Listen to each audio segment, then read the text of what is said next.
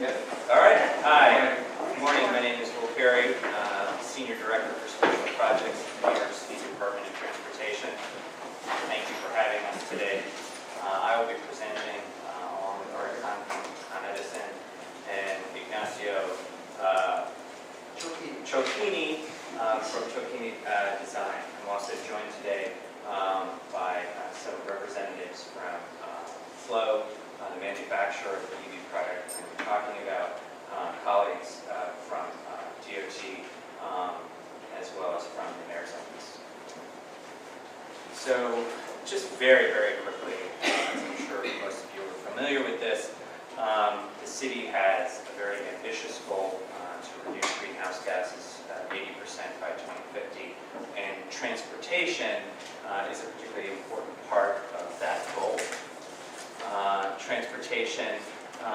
Emissions from transportation represent about 30% of overall greenhouse gas emissions in the city, and private vehicles, emissions from private vehicles, make up the vast majority of those emissions. So really increasing the market share of electric vehicles in New York City is key to meeting our goals. Just a little background on electric vehicle charging, which in the industry is referred to as electric vehicle supply equipment, or EVSE. There are basically three different levels of charging. Level one is when you plug your electric car into your standard 110 outlet at home. If you do that, it takes about 12 hours to charge your car, so you're definitely parking for a long time. Level two, which is what we're going to be talking about today, is a 208 volt typically charger, where you can get a full charge in about 4 to 6 hours, depending on the size of your battery pack. And this would be like the kind of plug that you would have for your dryer, at home, or air conditioner. And then DC fast charging, which we're going to come back to at another time to talk about, because we also have a program in this area, is really more of a gas station experience. This is where you come for, say, 30 minutes. It's 480 volts, and you can get an 80% charge in about 30 minutes.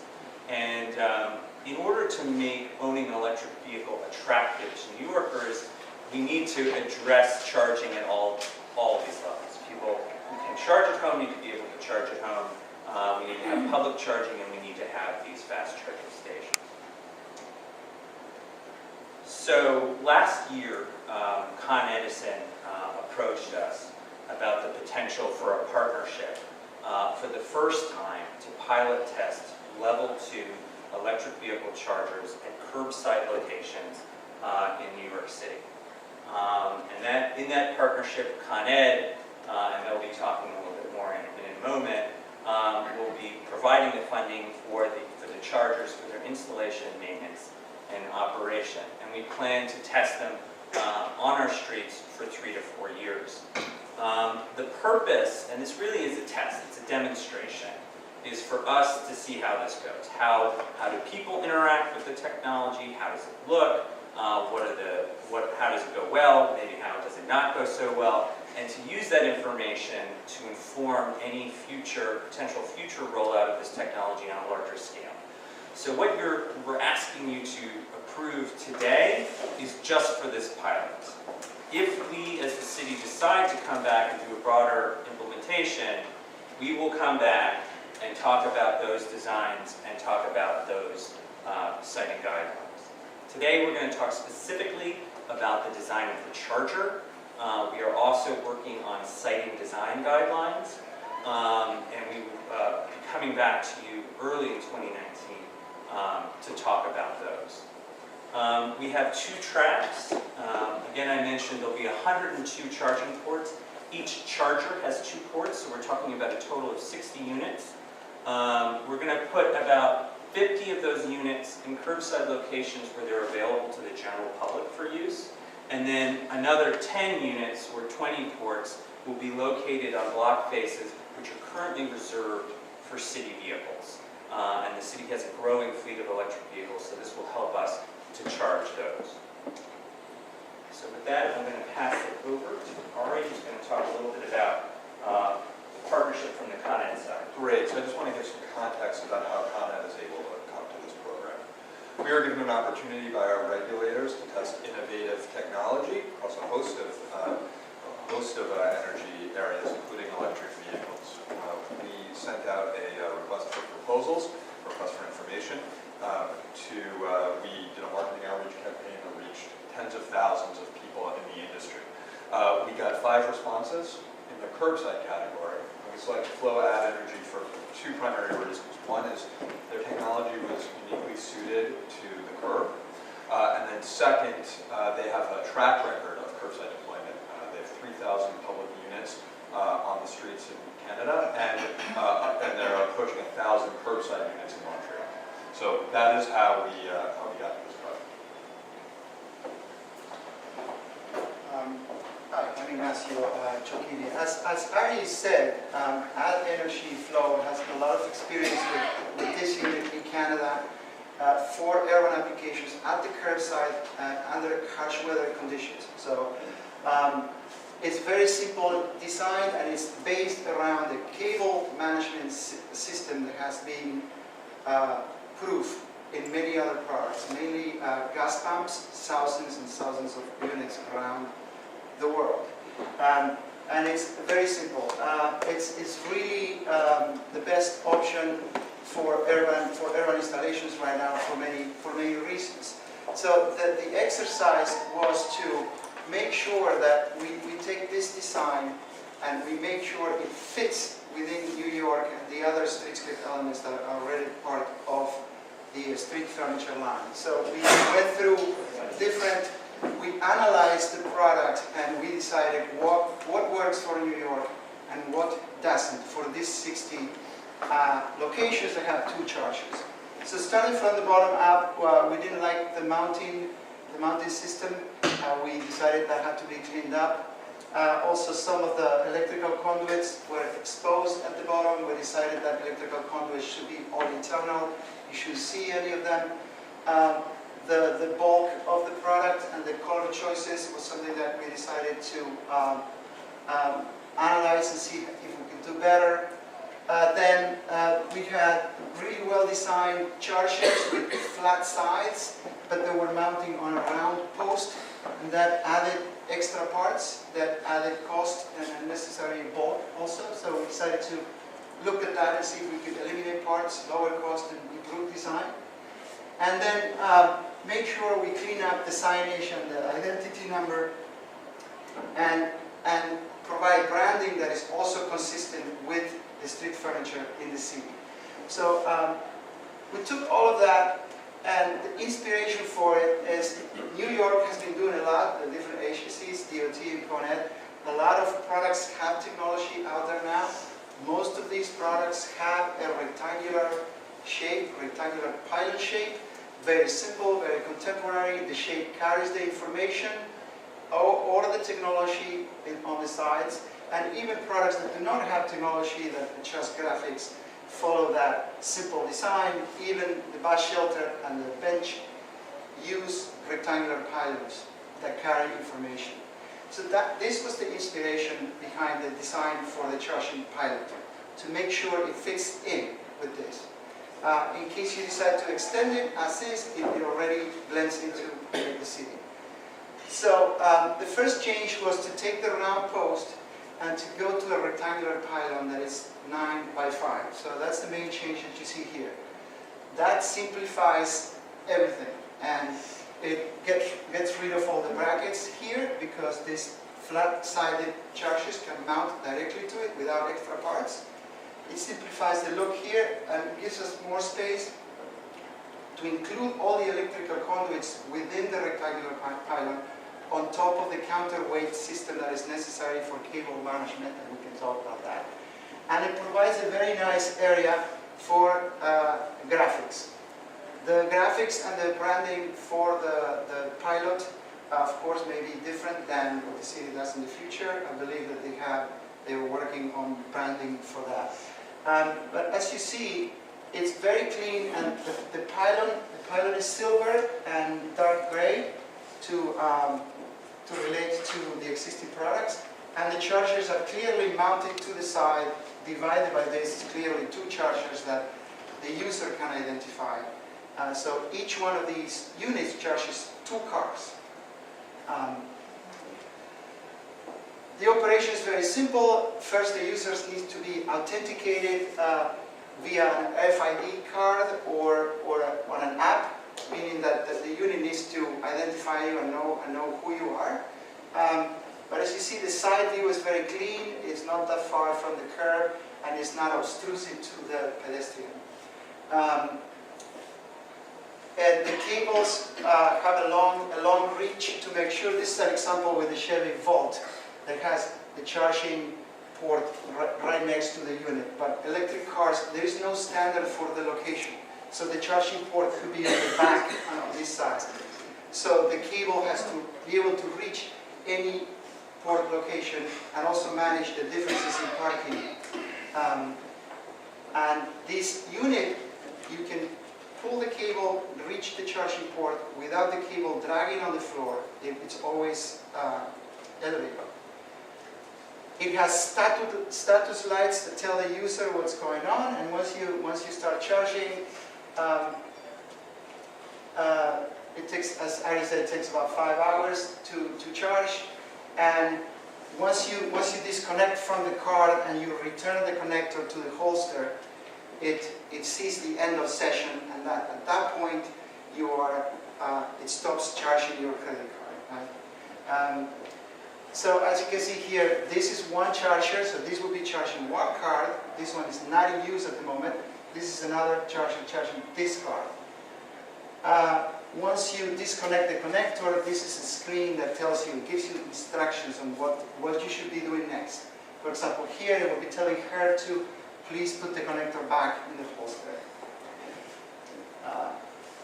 The flat sides on the back, we wanted to make sure we also provide information to pedestrians as to, not only to the driver, as to why is this product there, why is the city implementing this program, to keep it clean. These graphics are not final, are for position only, but they will show information about the program and saving carbon dioxide and plans for the future and green NYC. Of course, includes some branding for the program there. The status lights are very simple. Green means it's working and waiting to be used. White means it's in use. Red means it's out of service. No light means there's no power, it's out of service. So it's a very minimal LED light, and you can see it, it's back here. So these are close-ups of it. So these are the elevations and the different dimensions of the product with the graphics on the back. For the power distribution, this is what other cities have been doing, and not because Flow or Energy wanted to do that, because that's the way they want it. We don't want to repeat this in New York, where you have a separate electrical box, really ugly, right next to the unit. So what we did is a compromise. We have a back-mounted electrical panel on the back of the unit. So, and we are calling this the master unit. And I will tell you what that is. So, this is showing you how the electrical panel on the back is rendered. And it's silver. We kept it silver to reduce it in size. And it could have graphics on it too. So in this situation, we have power coming into this unit that is the master unit, that's the electrical panel. And from this unit, we feed the other two. So the other two will not have the electrical panel on the back, only this one. If you only have one unit in a location, it needs the electrical panel. This is a back view showing you as how also the graphics could be used when there are 3 units out there. And of course, the graphics could be different from one unit to the other. We don't need to repeat the same information. This presentation doesn't pretend to show you final graphics for that. We are well within all the ADA regulations for the visually impaired and for people on wheelchairs. And this shows you, the tan red color shows you the pre-existing parts. All of these systems is inside that rectangular post. So it's not just there for decoration, it carries the technology. There are counterweights that go up and down into these tubes that are inside this post that make the movement of the cable possible and the reach. The other parts in the light blue color are the parts we added or modified for the design. So we kept it as simple as possible. We cleaned up the mounting. It's 4 inches below grade. You mount it, then you fill it up with asphalt, and then these covers go on top of the asphalt, and a set screw holds it in place. So it's very clean. This is flush with the casting plate sidewalk. And then some guidelines. As you see, 3 units would charge 6 cars. So you want this unit would charge this car and this car. So you have 40 feet minimum between units when you have 3. This is a simulation showing the parallel parking, how this unit could charge these 2 cars, and some guidelines for angled parking, where the units will be a little closer to each other because of the guidelines. Right? So again, master unit, the power comes in here. These 2 do not need the electrical panel on the back. And this is a simulation for angled parking. So we kept the design very simple, contemporary, and in line with the existing street furniture line of the city. Even though it's a pilot, we want to make sure it fits well and that we are prepared for the future if any of these elements are successful and extended.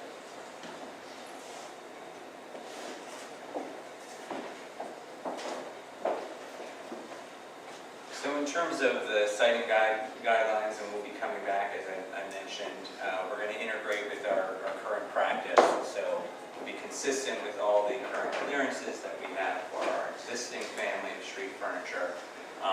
These will obviously generally be located in the furnishing zone. We'll be careful to maintain clear path for pedestrians, and we'll just be maintaining appropriate clearances.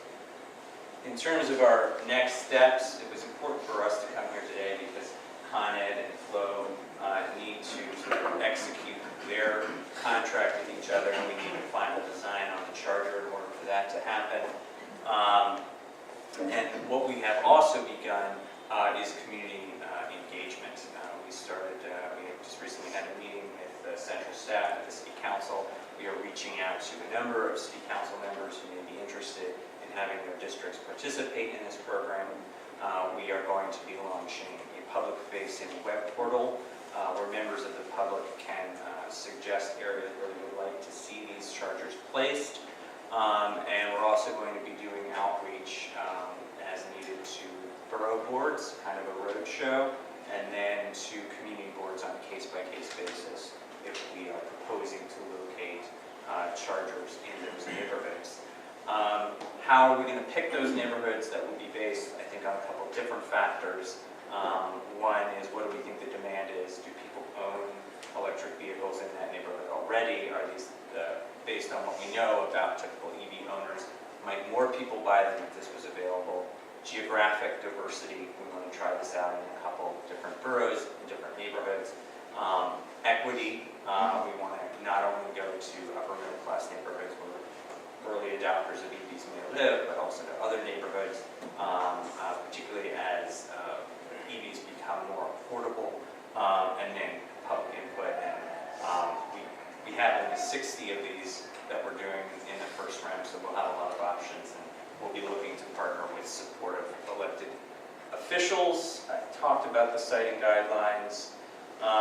So really we're going to be focusing on doing our outreach now through the first quarter of 2019, and then hoping to start implementation in the spring.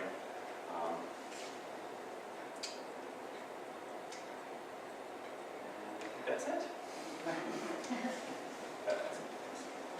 We're happy to answer any questions you may have. Questions?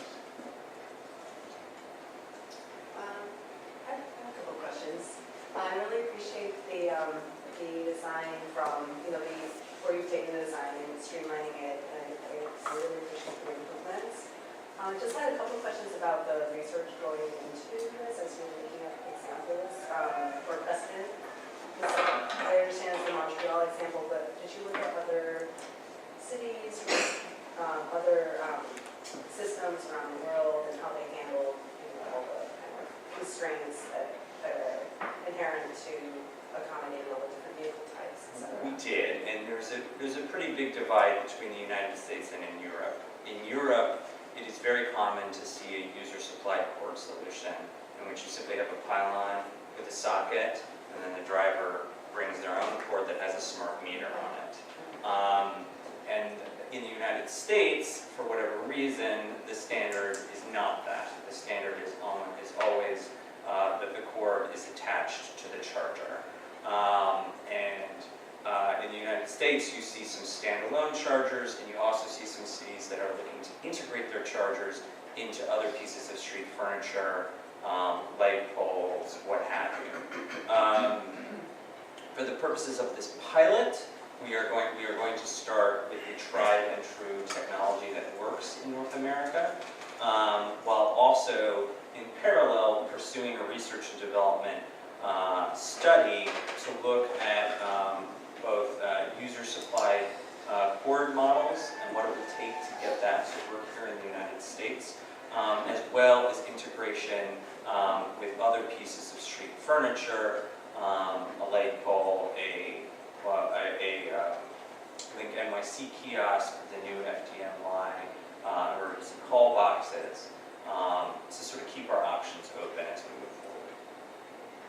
I had a second question, just based on maybe the Montreal experience, the weather testing it. How did it stand up in weather? And one thing specifically is the screen that gives you the instructions, because it seems like the information panels are about sort of more educational versus instructions. Screens in New York City tend to fade a lot under the sun. So I was just curious of how they were doing. Danielle, could you introduce yourself? Daniel Mayu, Flow and Energy. Yes, the type of display is important, especially with harsh weather like we have up north, yourself and ourselves. We started with LCD display, and we quickly found out that those things are not good in cold weather. So now it's AMOLED we use. So far so good. After, I would say, 5 years of operation, we have had no problem at all. Even under direct sun? Even on direct sun, that was one of the concerns. LCD was good on direction sun, but during cold weather, they froze. And even if we added heaters and everything, we tried everything, so the best technology we found is AMOLED, which is readable in direct sun. I have a question. I have two questions actually. I think the design of the object is very nice. I think I like how it fits in with the other street furniture. So the two questions I have, one is about regulatory side on circulation of vehicles, and the other is about the branding of it. So the first question, how does the how do you communicate kind of the rules of the use of the space? Would that be DOT signage? There's a limitation, you know, the time, right, to leave your car there, and for want people to move along as soon as you finish. So, is there some kind of striping that indicates how my car can stay there? Is there a sign, that sort of thing? So we have initiated the process to create a new curb regulation that will be EV charging only. That will be the regulation, and for all others, no standing. So we'll have our drive rail, we'll have that sign, and then this is something that we did with our car share pilot, where we also put a small panel at the pedestrian level for either a driver who's like, what's going on with this sign, or for a pedestrian that's passing by that explains to them what this new regulation is and what it means. And what it means is it has to be an EV and it has to be actively charging. And we will be relying on our partners in PD to ticket those internal combustion engine vehicles that are illegally parked. But that's just part of it. Obviously, even if the EV is plugged in, let's say it's done charging, we want that space to turn over. So we'll be working with our friends at Con Ed and at Flow to come up with a pricing strategy that incentivizes drivers, perhaps first with just a text message being like, your car's 100% full, please move it, and then potentially later with charges if you're sitting there and you're already fully charged. And the other thing that we're going to do is we're really going to look, and we'll talk more about this when we come back next time, we're really going to look for locations that have more than one use case. So maybe there's a school, and there's parking in front of the school that's reserved for teachers. And one of those teachers has an EV. So he or she charges during the day, they leave to go home. That space then reverts to just regular parking for residents afterwards. Well, I drove my car, my EV to work, and now overnight I can charge. So we want to drive utilization. The last thing that we want is for these spots to be empty. So we're going to be strategic in how we pick our spots. So it's not necessarily 24/7 only used for charging vehicles, or? No, it would be. It would be. So it's like, think of it as an overlay. So this is teacher-only parking, now this is teacher-only EV parking. Or this is metered parking, now this is metered EV-only charging parking. So we're going to combine it in certain circumstances with other regulations in order to try to drive utilization and turnover. Are you saying that about 20 minutes would be the period of time that's No, 5 hours. No, so, for 5 hours, right? sorry. So this is, remember the 3 levels, level 1, level 2, DC fast. A level 2 is 4 to 6 hours. It depends how big. If you have a Nissan Leaf, like that you had for a couple of years, it has a relatively smaller battery pack, it might take less. If you have the brand new Tesla that has the super battery pack that has 300 some odd miles of range, it's going to take longer. 25 miles an hour. So on that note, how did you, and maybe, first of all, I think the design is extremely elegant. I really appreciate all the attention, all the detail and connections and everything. I think it's a really great improvement on what was there before, or in Canada, it looks like right now. So in terms of the time, I'm wondering why you didn't say why you decided to do the level 2 and not the DC fast, because curbside is so valuable here in New York. I'm having a hard time imagining, unless I'm out somewhere else, but not in this part of the city. Right. Except for maybe where the vehicles for the city workers are parked. How I, who live here, would ever use this? Where would I find it available? And it's like in the middle of the night, now since it's open, I have to get up and move my car. Right. So I'll take this in a couple different pieces. So when we think about charging, we think about an ecosystem. And it's different from the gas station model. That was just like everybody, when you needed gas, you went to the gas station. Most people, the idea is as we transition to an all-electric fleet, we want them to charge at home, and we want them to charge at work. We wanted them, when their car is just parked, to take advantage of that and do a low-level charge, because that's the power is cheapest, and the technology and the infrastructure is cheapest. So I live in Southeast Queens. I have my own garage. I park there. I work at a big hospital. It has a big structured parking lot. I charge there. In addition to that, we will have, and the mayor committed last September to creating a network of 50 DC fast charging stations, and we will be coming again to talk to you about some of those sites. Those will provide the two kind of things. Like, I need a quick top up. I forgot to plug in last night. And it will also, even if I don't use it, provide a site benefit that that frees up more people to be willing to buy EVs, because they know that if they do forget to charge, there is a place where they can have a gas station type experience. Now, New York is unique because 50% of the vehicles that people own, give or take, are stored on our streets. So if we are going to get those people to buy EVs in places like the inner ring of Brooklyn and Queens, dense, but not a lot of off-street parking, not a lot of driveways, we're going to need to provide them with opportunities for on-street level parking. Are we thinking about it for downtown, for the financial district, or for Midtown? No, I agree. Like, we don't want anybody parking there. We want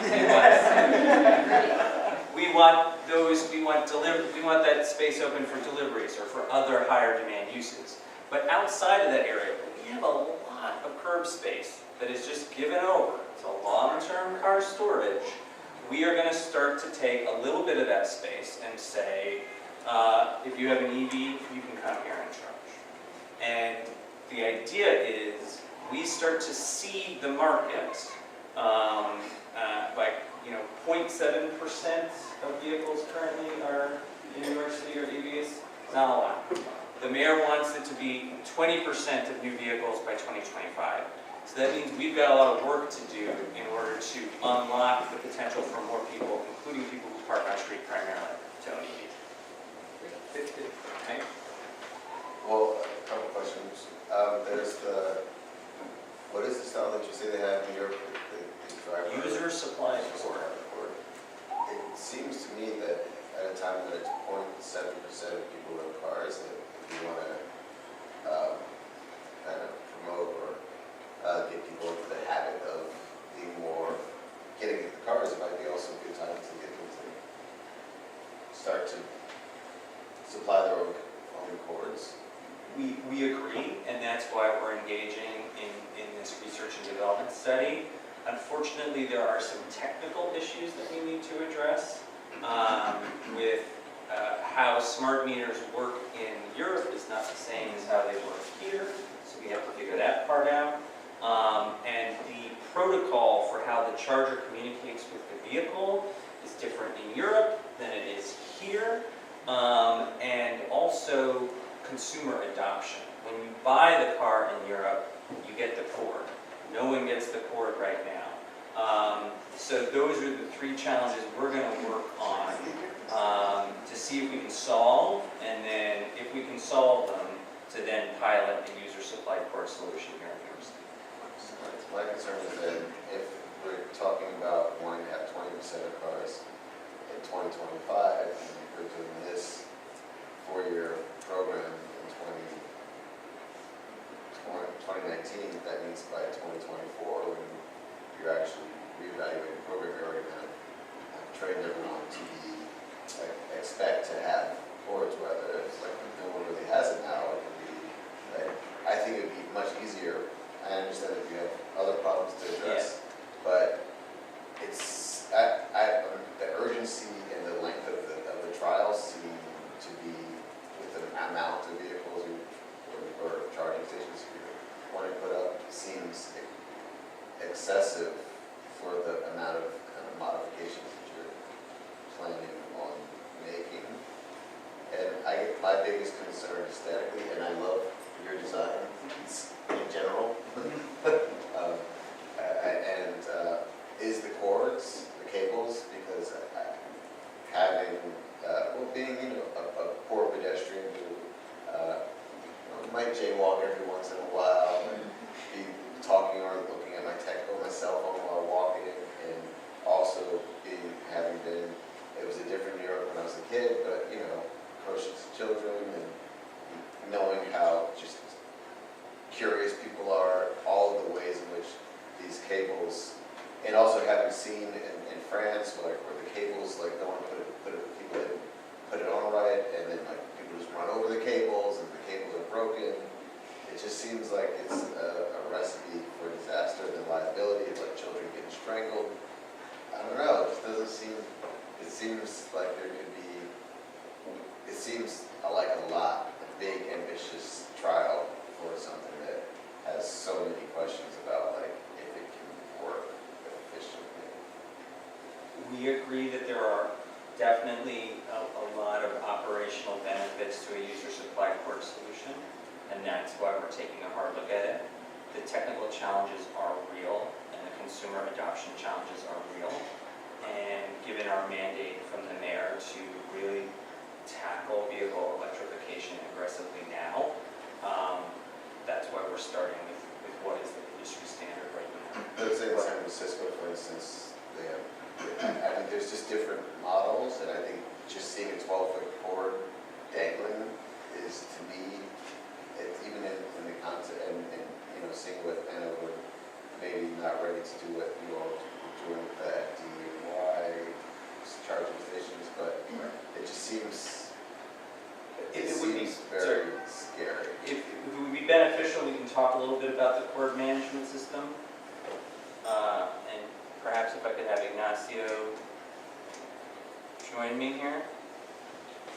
Well, at Energy and Flow, were they did a lot of research and tested different I'm ways. sorry to interrupt you, just want to say one thing. We as DOT, as the custodians of the street, take cord management very seriously. And one of the things that we liked about this unit is that it doesn't eliminate, but it very much minimizes the amount of work that the user has to do to properly replace the cord. We did not want a system in which the user was required to rewrap the cord around where there was no system. So, in any case, of the available alternatives, Right. So the manual is out. The first option we looked at is a spring-based retractor, which is like your vacuum cleaner or like the headphones that retract. That didn't work with the weather, and it doesn't pull in a constant way, and it breaks too much. That was out. Then the cord reel that's automatic was tried by GE and also by Move Systems here in New York, and sorry to say it's not working that well. It became very complicated, and it needs a custom cord reel. The cord, you can only do it with a 12-inch radius, so it becomes bulky. The cable is very stiff under low temperatures. It's very hard to reel around. So 12 is the minimum, or it could be larger. So that was discarded too. The one that they went with is the counterweight-based retractor, as I said, because it's used in gas pumps, and it's been used forever, cold and hot weather. The limitations it's add is that you do have to walk back and put the connector on the holster, but it doesn't drag on the floor. The cord reel options also drag the cable back on the floor. It's not it's on the floor, and it drags it back on the floor. And there are limitations on depending on the reach you need the cable to have. There's a height that goes with it for the counterweights to work. So that's where the height comes from. Well, we didn't make it any taller, it's just as tall as it used to be. And the other disadvantage is the cable remains visible, but it has so many advantages from the functional point of view that it actually works. None of the other systems have been proven to work. This one works, so that's what we know right now. and just one point, if I'm the user and I charge and I remove the plug and I'm lazy and I just throw it on the ground and then drive away, I will be charged quite a bit for having done that. And so we hope there will also be a financial disincentive to being a bad citizen. So we have to move on, but thank you so much, and I want to compliment you. I mean, you're coming back. If you want to go ahead. Well, I said that the other comment that I had was about the branding. Yes. Its flow is on top. Right. And, that seems more like a private brand, whereas Charging West seems like a citywide initiative about, finding alternative methods of energy. And so I wonder if that hierarchy can be switched. So our very quickly, our plan is to have these plus our fast chargers plus some other stuff that we're doing living under a single branded family. You can go on an app, you can go online, you can find where the charger is, yada, yada, yada. So that's that idea. And then, So the rationale, at least for this pilot period, is the providers of quick charging in New York, so Con Edison is working on it, DOT is working on it, are not necessarily the same as the ones who are doing the curbside, right? So, you as a user, you just need to open a different app or pull out a different RFID in your wallet, not unlike going to a gas station. So the rationale for having flow on the top is that it indicates to you, the user, okay, this is the app I need to charge. So they Or card, rather. Okay, so flow supplies the end-to-end interaction with the equipment. So right, they do the account management back end. Okay, So again, thanks, and I think it's, when you do come back, we are obviously very interested in the citing guidelines. Yep. Because we're responsible, not always for all aspects of this, but we are directly responsible for how street furniture hits the street and how it accommodates or otherwise relates to public art that we've previously approved and historic, a million other things. So that's going to be important. And I do think the fact that it's a pilot program and that we'll have the chance of hearing from you is a very welcome, sort of open-minded kind of stance, and I think that's very positive to moving forward with such a very difficult set of issues as we've all articulated in terms of how it's ultimately going to work. So we'll be interested in hearing as you move forward in what the other alternatives really are, including Hank's suggestion that it would be ultimately good to have standardization of where the ports are on cars. That would shorten the course. We would love that too. I'm sure you would. And then secondarily, understanding a little bit better whether or not, there could be an imposition, it could be a development. What happens in Europe can't happen in the United States. Maybe under this administration it's more difficult, but national administration. But having said that, that would be something that we would be interested in because of its implications for the design. Also, to the extent you can do it, since you gave us some figures about the percentage of ownership now of electric cars within New York, I think. You did give Yes. that, right? And the amount of ownership and curb space elsewhere in the city. To the extent that you can offer any projections of where you would be citing these particular charges, and to what extent and roughly what number, because I mean it may be that you may do almost none in Manhattan because of curb space and the discouragement of cars in general in Manhattan. And if the aim is curb space as well as using institutional space when there's a school and allocated spaces on the street, I think to the extent you can project some of that or focus on where this is going to occur, it would be helpful for you and then for us in terms of the citing guidelines that we could be offering. We'd be happy to talk about those issues, Brian. Great. Thank you for your time. The public meeting is now commencing with the consent agenda.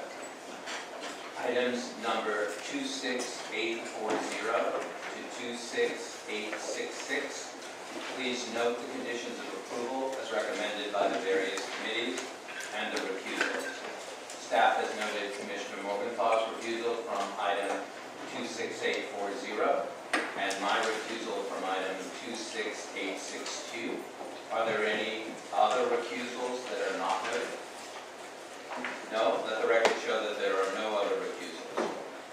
For the record, no members of the public have signed up to testify on any of the consent agenda items. Does anybody wish to testify on any of these projects?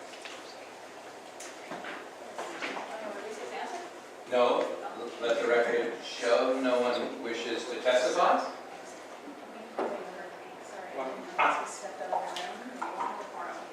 Sorry, we're going to have a brief pause for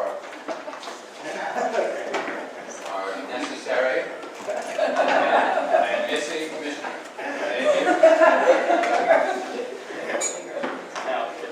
Thank you. Thank you. Will someone make a motion to approve the consent agenda items with the conditions of approvals noted? Thank you. Second? Second. Thank you. All in favor, please raise your hands. Thank you. Let the record show all in favor. The consent agenda is approved with the conditions noted.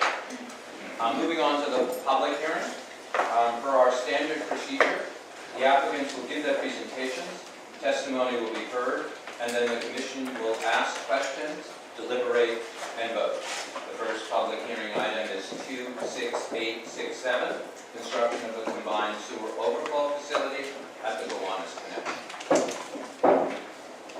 Good morning, Commissioners.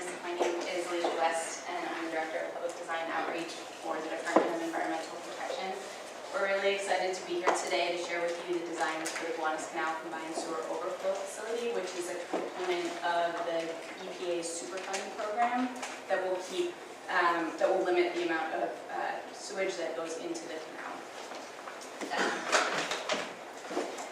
So I'm joined today by Kevin Keating from Seldorf Architects, Josh Price from D-Line Studios, my colleagues from DEP, Lindsay DeGaldra, Kevin Clark, and Norm Bradley from Hazen and Sawyer, as well as Elizabeth Ernish from the Parks Department.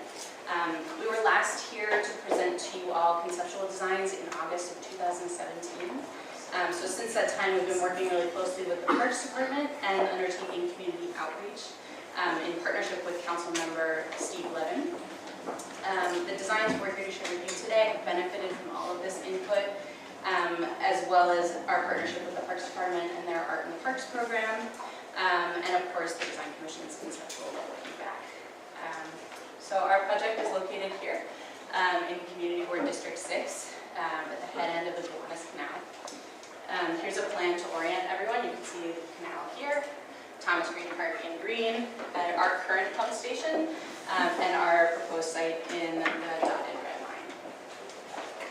So the operational components of this facility include an 8 million gallon underground tank and the head house here, which houses electrical, mechanical, odor control equipment, as well as the screens, which sort of act as a giant sieve to remove large debris from the incoming sewage. Because the tanks are largely underground, we are in the unique and privileged position of being able to provide 1.6 acres of open space for passive recreation atop this massive piece of wastewater infrastructure, so it's pretty exciting. There's also a historic preservation component to this project, which is currently under review by the EPA and SHPO. So we're going to share that proposal with you today, but please keep in mind that it may be amended. So this is a sustainable, resilient infrastructure project, which is designed to achieve Envision Gold certification. So in addition to keeping combined sewage out of the canal, it's also going to have high efficiency equipment, solar panels, and green infrastructure. So we worked really hard to produce a project that's going to be efficient for our operators, safe for our operators, and also perform in a way that meets all of the EPA's criteria, but also provide a really significant amenity for the Gowanus community. So we look forward to hearing your thoughts, and with that, I'm going to pass it over to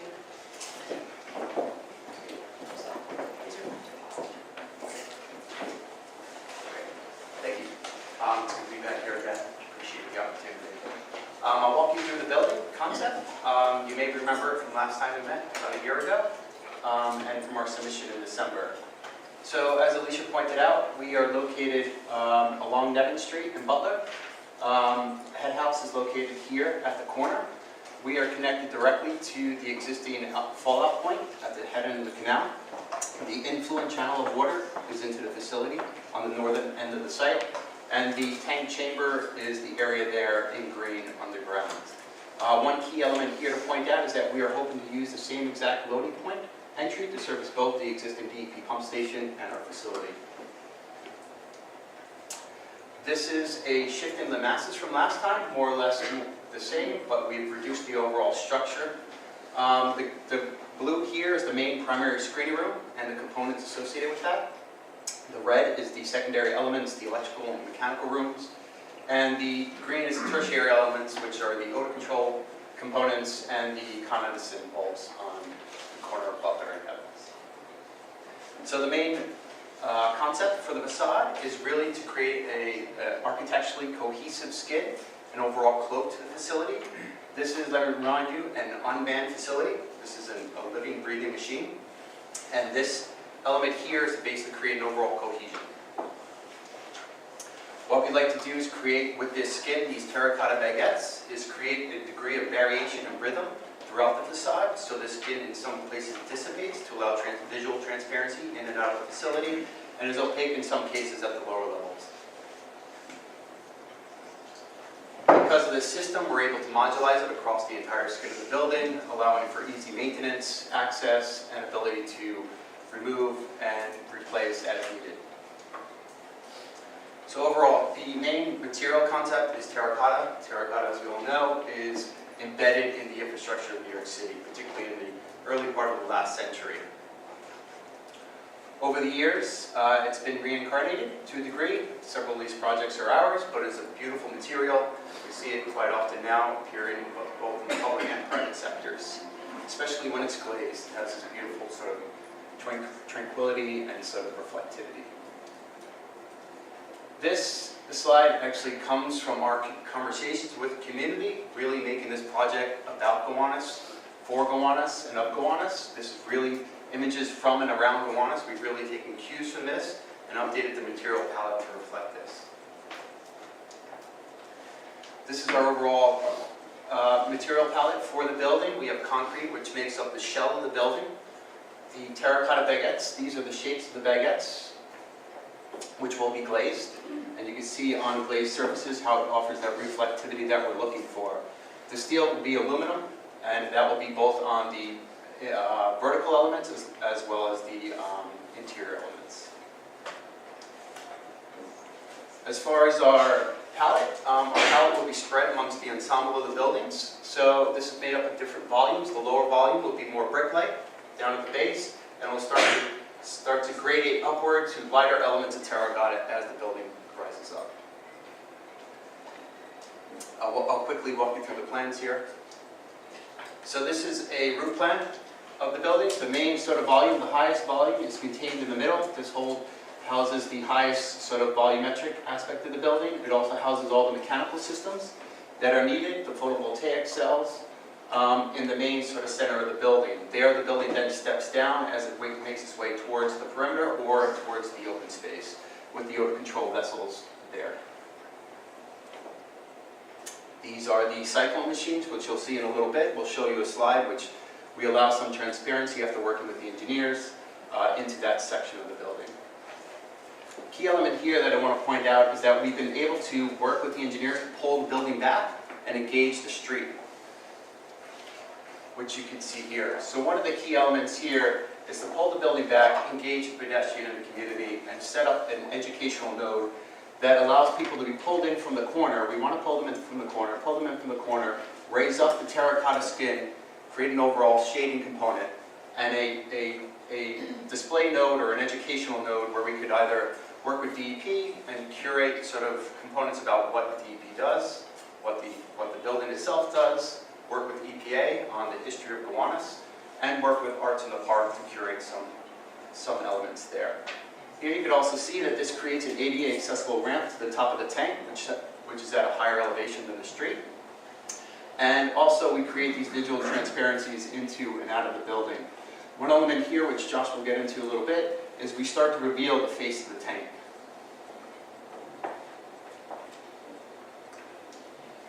This is now a series of elevations, and I'll quickly walk you through it. Here we'll start with overall macro, so you can see how the building fits into the context, and the next image will be a closer image where I'm going to walk you through some key components. This is an elevation on Nevin Street. You can see the Publisher building. We're slightly below that. The Gowanus houses in the distance, and the open space to the left there. You can see the collection and the ensemble of volumes that make up the overall facility.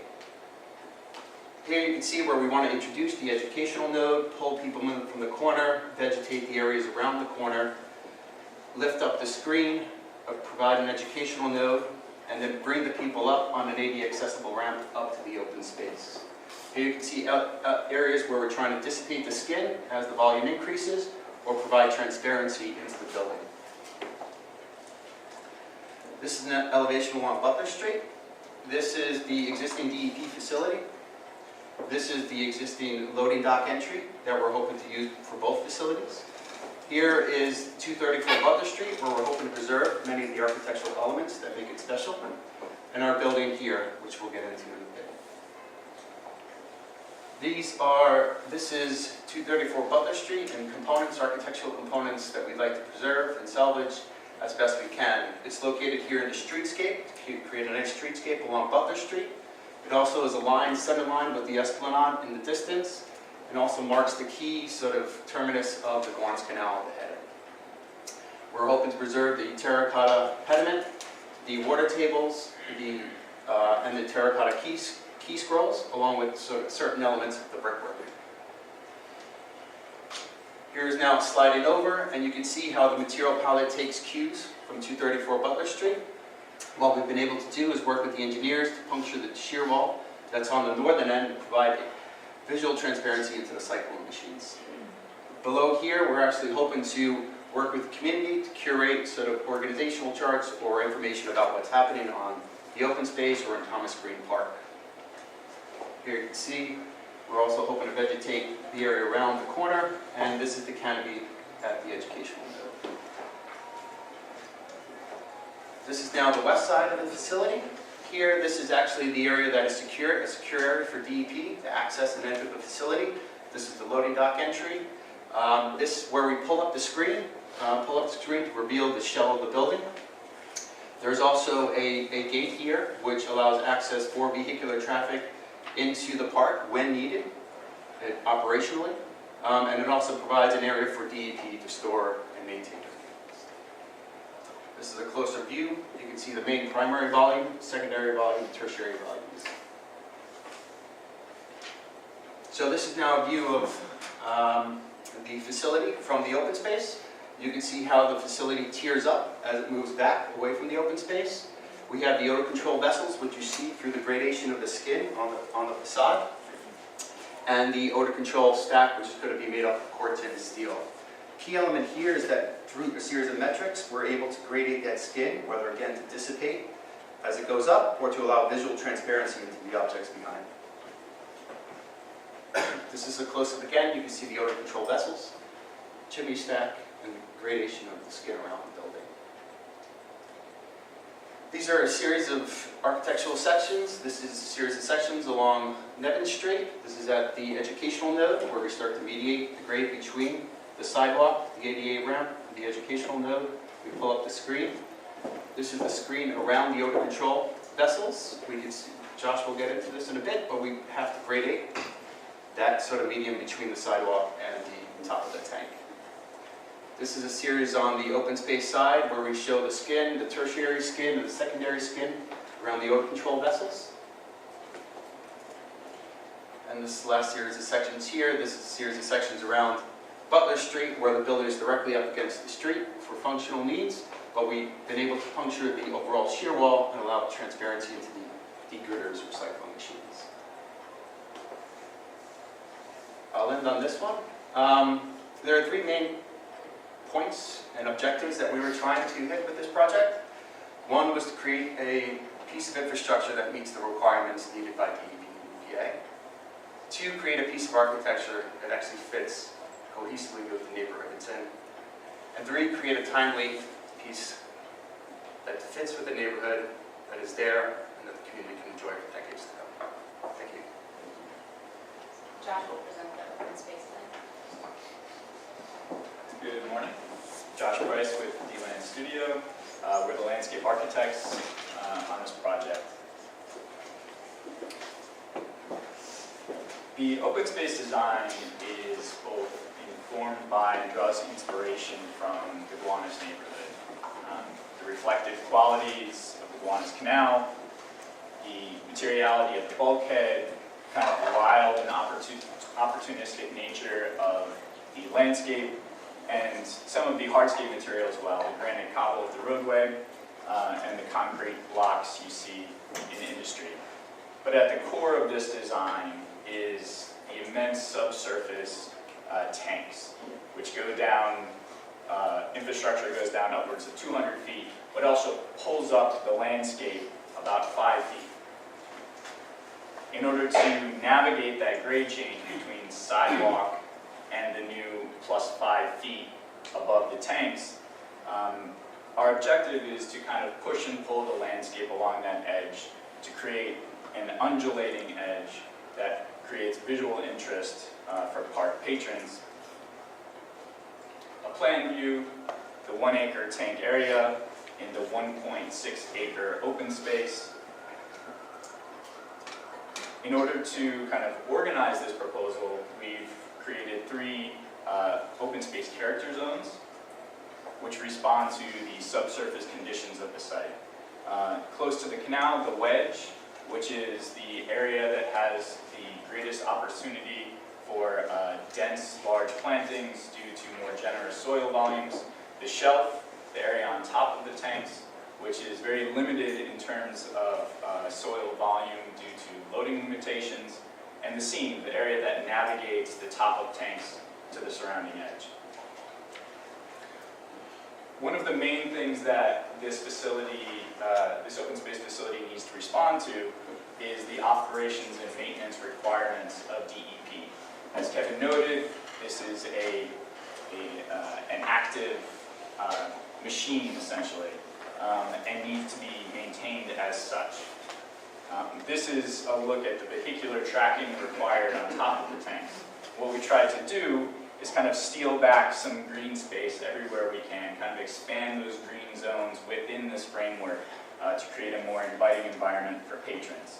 Beyond that, we've divided this up, created a hierarchy of paths, so it's not just about vehicles, it's about pedestrians as well. And you can see that realized a bit more along the canal where we have a bit more flexibility in our treatment. I also wanted to point out ADA access points, both from the Butler and Nevins intersection, as well as along the canal, and then the staircases as they navigate that 5-foot grade difference.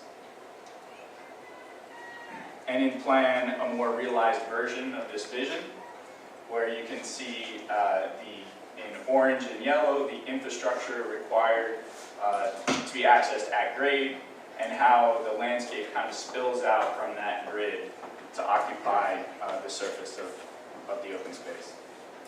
A bird's eye view, kind of what this looks like in context.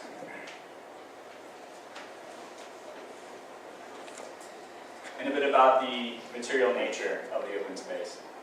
As I noted, we're kind of drawing inspiration from the Gowanus, using weathering steel, granite cobble. There's both precast and cast-in-place concrete elements as well.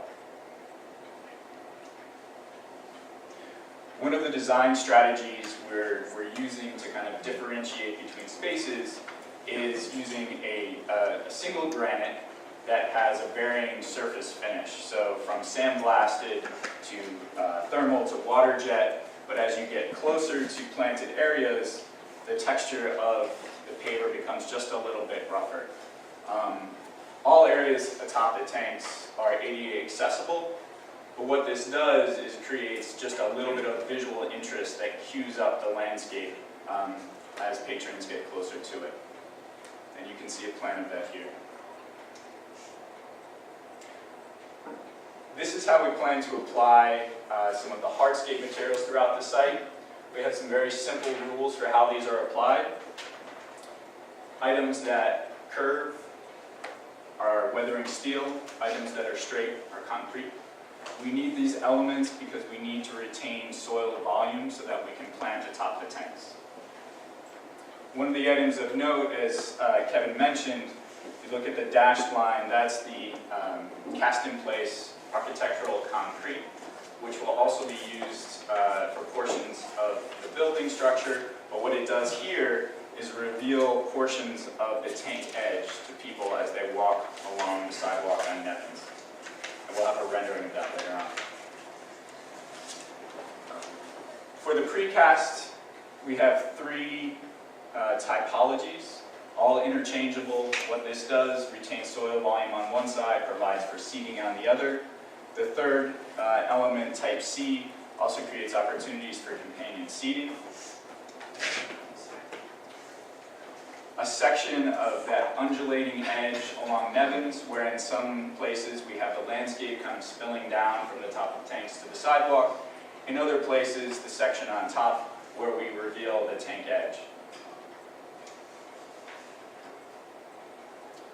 For site furniture, we've incorporated a mix of standard Parks Department elements as well as the precast. We've also incorporated a custom detail of the existing concrete blocks that are on site and are retrofitting them or repurposing them as furniture. A look at some of this furniture.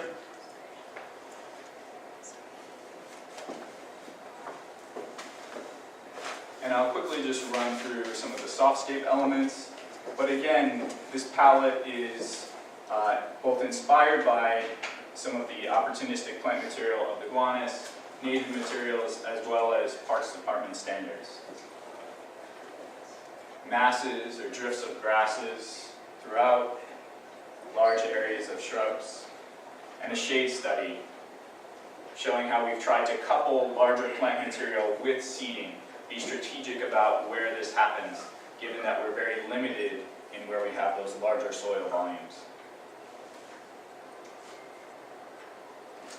And a quick look at how this takes shape.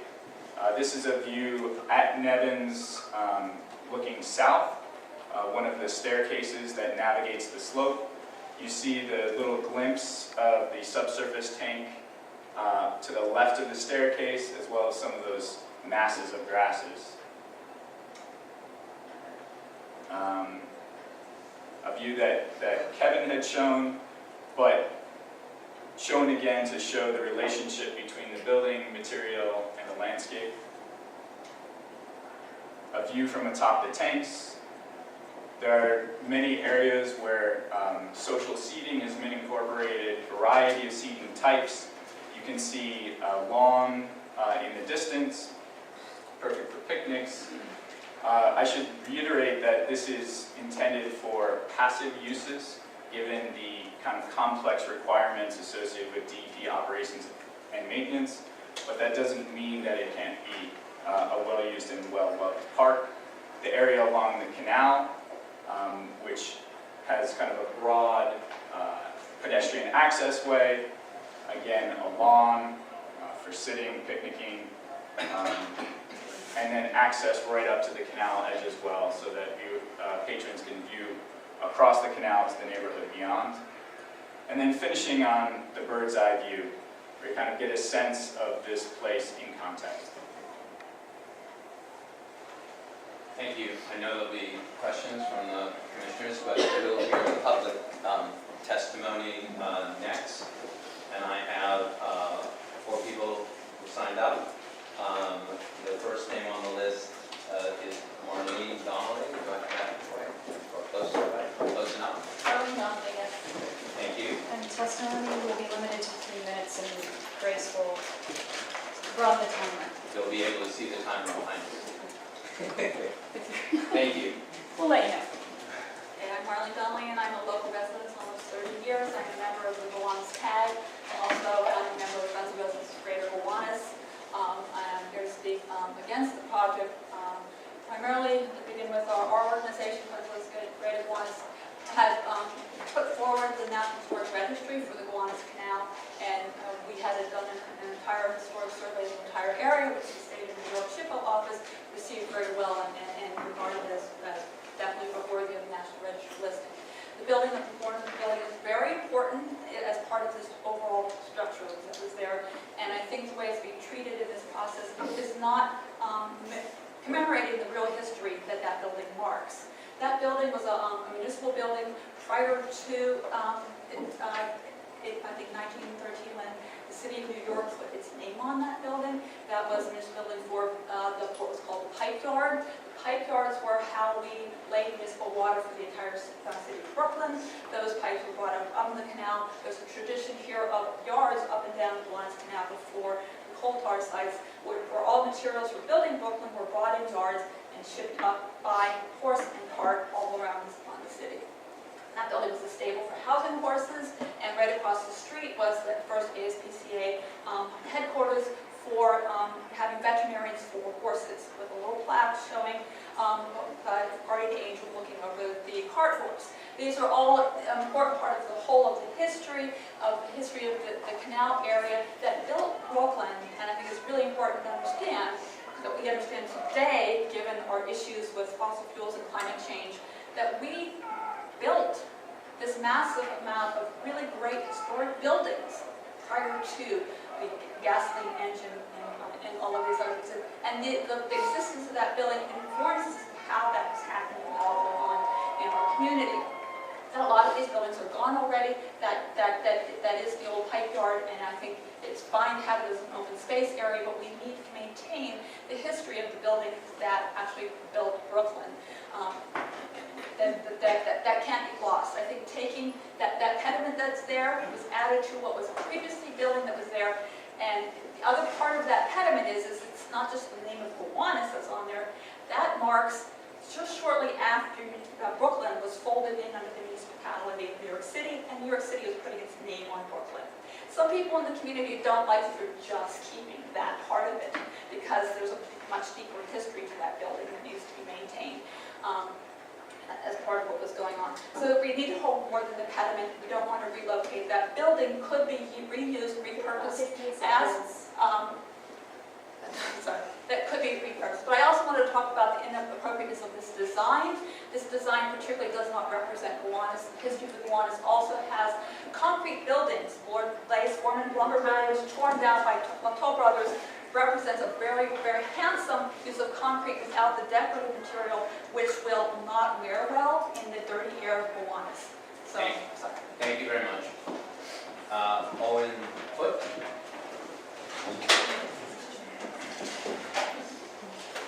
Good morning, my name is Owen Foote. I've been involved with the revitalization of this neighborhood for the last 25 years. I'm here today to applaud DEP for over a $1.2 billion investment that's going to improve the water quality of the Gowanus Canal, so much so that it might even be much better water quality-wise than the East River and the Hudson Rivers. You're smiling, but in a decade, maybe 2 decades, but it's going to happen. So I'm here today primarily to talk about the wedge area, but I wanted to just first mention these two developments to either side of the north end of the canal are filled with aging population as well as younger population that's in desperate need for areas of active play. So we should reconsider as a city whether or not the shelf should be exclusive to passive uses, or perhaps some sort of active play accommodations could be occurring there, particularly since this park area is also slated for reconstruction in the not too distant future. But I'm here today to talk about the wedge, because I'm a waterfront user of the Gowanus Canal. I've been using the waterway for the last 20 years. I'm the treasurer of the Gowanus Treasurers Canoe Club. We have actively been advocating for the revitalization of this waterway. And at a site like this, we have 4 great opportunities that the city's failed to embrace. First, DeGraw Street. It's a dead-end street, perfect spot for anyone to launch a boat. If you have a boat on the back of your trailer and you want to back it down to the end of that street and get on to the city of New York's waterways, it's a great opportunity. It also has a combined sewer outfall that most likely would be reconstructed as part of these projects. So in concert with that, you have this wonderful opportunity to make that happen there. Second, what we do, onboard recreational boating, kayaking, canoeing. Some people even do stand-up paddleboard today on the Gowanus Canal. Imagine when it's cleaner than the East River. The flat waterway body like this could easily be done. We should have a ramp to a floating dock. That ramp could be seaward of the cutoff wall, down to a floating dock, and that floating dock should not have more than 8 inches of freeboard so that people can safely get in and out of the dock. Our current dock at 2nd Street often has people going swimming, unfortunately, because of the lack of proper design of the waterfront edge. Third, Brooklyn Bridge Park has this great get-down. You might have been there in Dumbo. It's got great restaurants nearby, but you've got kids actually going down and touching that horrible East River water. Our canal water post this project will be better than that water. Why don't we have a step-down area to get children and even adults interacting with our shoreline? That interaction as a community advocacy organization is detriment to having a passion of New Yorkers who live in a city of islands re-engage with their waterfront community. So why not have that? And then finally, along the entire development of this waterway, where you have any vertical edge, thank you, along this entire waterway on a vertical edge, you should have intermittently, maybe every 100 feet, some sort of a ladder to get out. Currently, the EPA has installed temporary ladders for their workers at the 4th Street Basin. We should be able to have ladders. Should somebody fall in without a life jacket, obviously we wear life jackets, they should be able to safely get out. Thank you very much. I'll be here for questions. Thank you.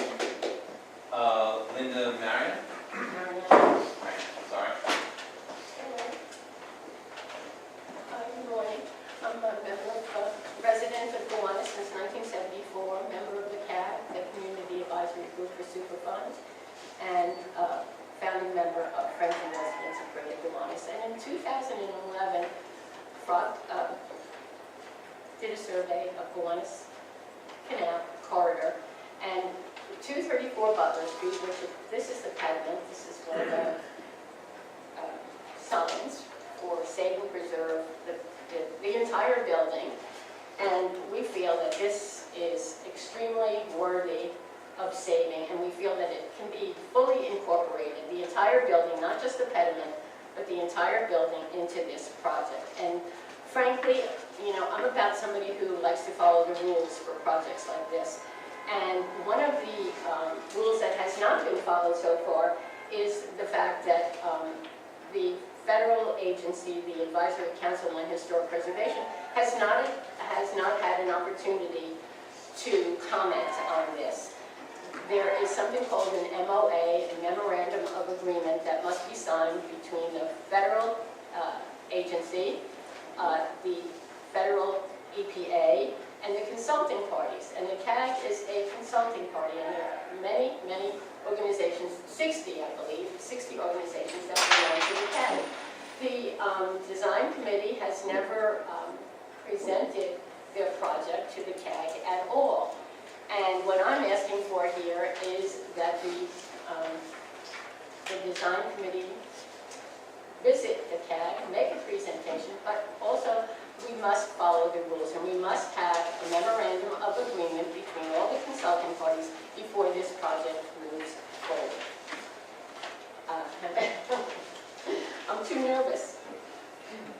I do want to say that one of the reasons for the MOA is to include the Historic Preservation Section 106, and part of that process is to identify the known National Register eligible listing of properties, and 234 Butler Street is one of those properties. And it has to be evaluated by the National Register. It has to be evaluated by the consulting parties as to whether it will be demolished or not demolished, and kept within a reasonable consistency of this project. And we have to negotiate an agreement between the, with the memorandum of understanding. Am I done? I'm done. Thank you very much. Brad Vogel. Good morning. I'm very glad to see there's popcorn because it told me how riveting my remarks would be today. So I'm very glad to be here. I'm here as a resident of Gowanus. I live not nearby, but right down in the neighborhood. And I'm here on behalf of, well, actually I should shout out first to Owen Foote's comments because I am the captain of the Gowanus Drifters new club, so I second everything he had to say about waterfront access. But I'm really here today on behalf of the Gowanus Landmarking Coalition. And this is a group of organizations from around Gowanus and in Gowanus that have been looking at this project for quite some time. And Gowanus Station, the building that Marlene and Linda mentioned, is really the focus of our attention today. So, first and foremost, I ask you very seriously to not be a rubber stamp today and to either vote against this plan, not because we're against cleaning up the water of Gowanus or the overall CSO tank plan. We're asking you to vote no or at least table this because we really think a better design is possible. And that design should incorporate Gowanus Station. The other thing that Linda mentioned that you should know is that right now there is no memorandum of agreement signed under a federal requirement, Section 106 of the National Historic Preservation Act. And the draft of that MOA called for the retention of the east and part of the north facade at that corner. And that's what we're asking is, do something authentic here. It would be highly ironic to take a great piece of what was municipal design, elevated public design, and demolish it to create a different piece of public design. So this is a very tiny portion of this site. Really all we're looking at is this little sliver here at the far northeast corner. The other thing is, you may hear about the fact that it would cost a lot to do that. DEP was on notice back in June of 2017 at the first scoping meeting when numerous community members, including myself, said this is a value, this is a This building is eligible for the National Historic Register and the design should take into account the existing conditions here and keep something that's of value to the community. So I really think there is a way to do this that results in a better design. I also wanted to address the fact that moving the pediment, as was shown in the DE presentation, is not enough. First and foremost, it's not authentic. I think we can do better. I think we can leave it there in that most prominent place at the corner, because really, you also know that this is an unmanned building, as was made clear. 15 seconds. You want as many opportunities to enliven this space, and keeping something that has great existing terracotta, bluestone, and even just the brickwork. I also wanted to point that out. It's not just the pediment, it's the whole facade. It's the brick quoins, it's the whole thing. So I hope that you'll vote no or vote to table today and get us a better design. Thank you. Thank you very much. Commissioners?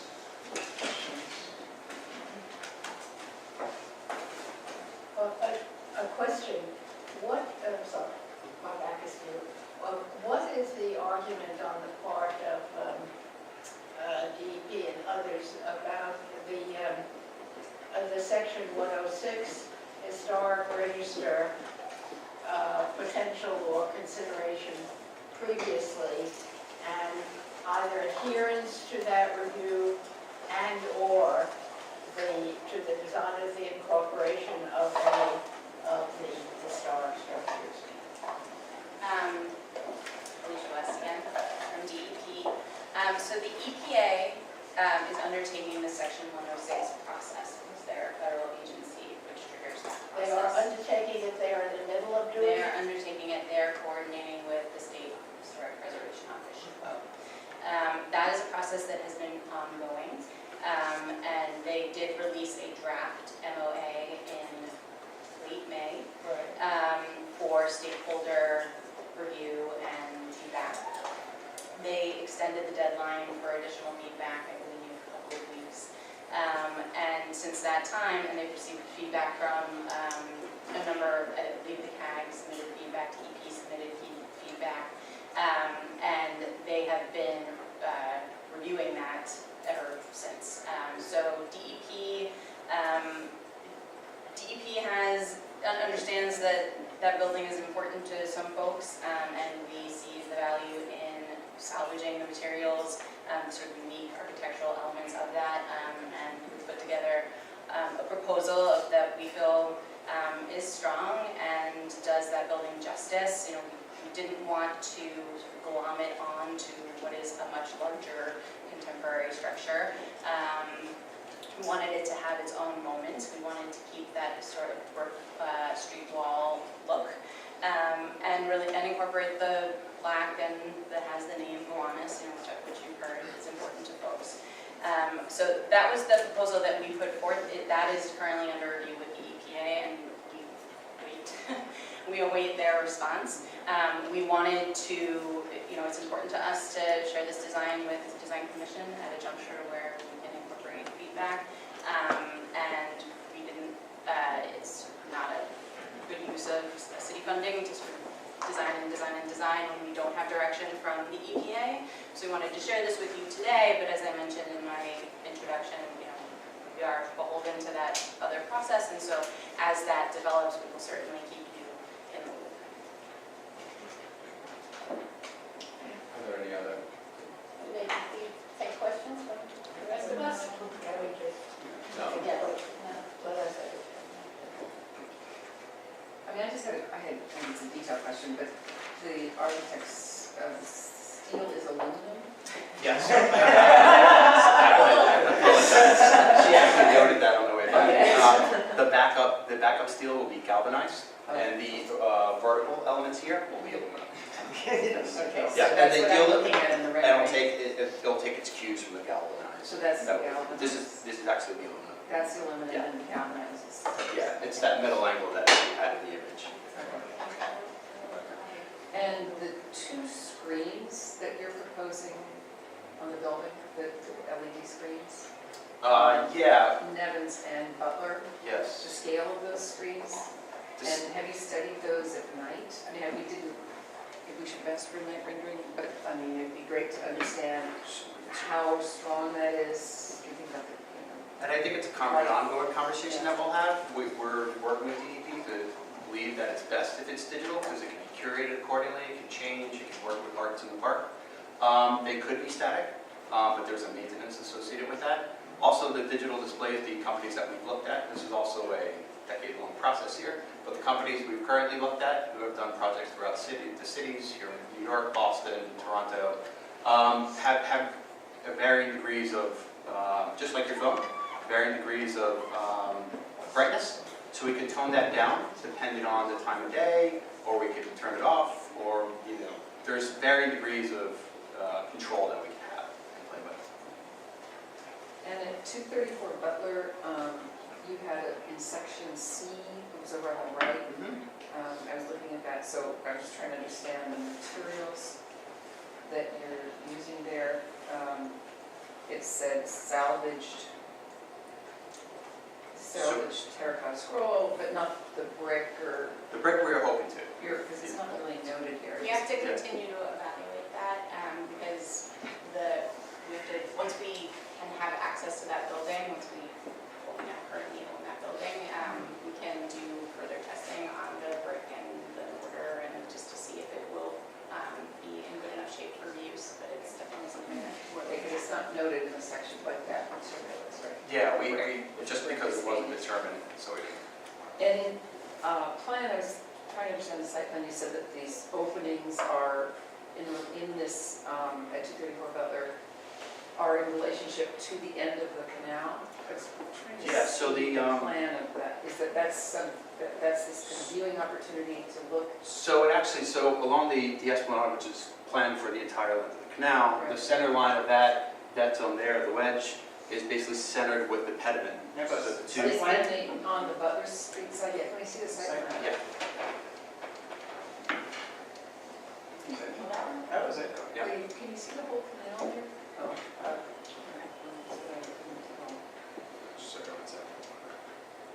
Yeah. So here will be the main pediment. Will sit here, and it'll be a line there.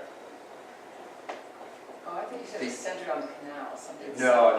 Actually, the loading dock entry, the existing where the CSO fall point is directly underneath here. So this series of gates and access points for that. So when you look through those windows in that reconstructed piece underneath the pediment, You'll be seeing that view park.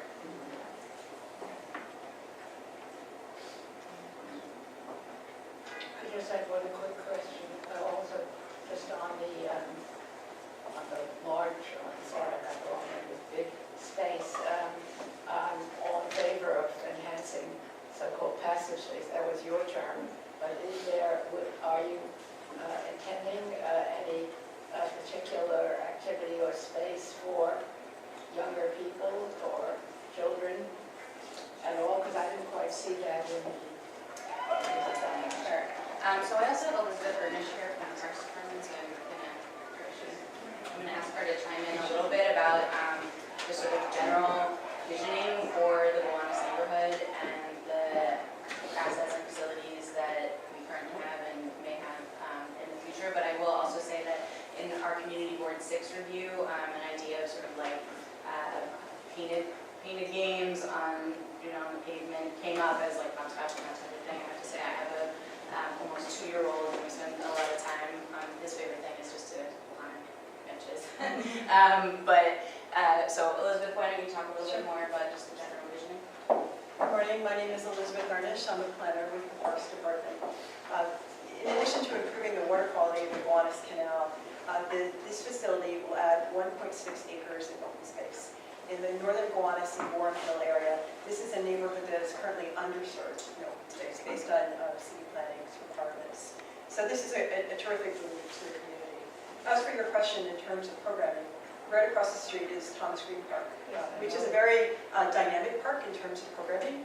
It includes a seating area, an active recreation in terms of basketball courts, and a skateboard park, nascent skateboard park, and a swimming pool.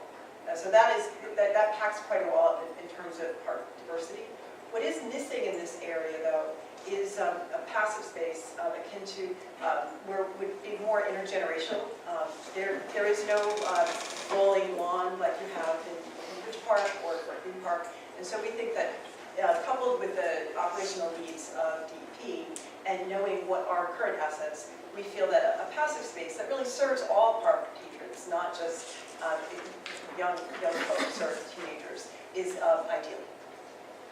Is there any consideration being given to voting access? That's it's a really excellent question, and I can a lot of throughout the last year or two working on the Gowanus plan, the neighborhood plan, the pending plan, we've heard that over and over again, the desire for waterfront access.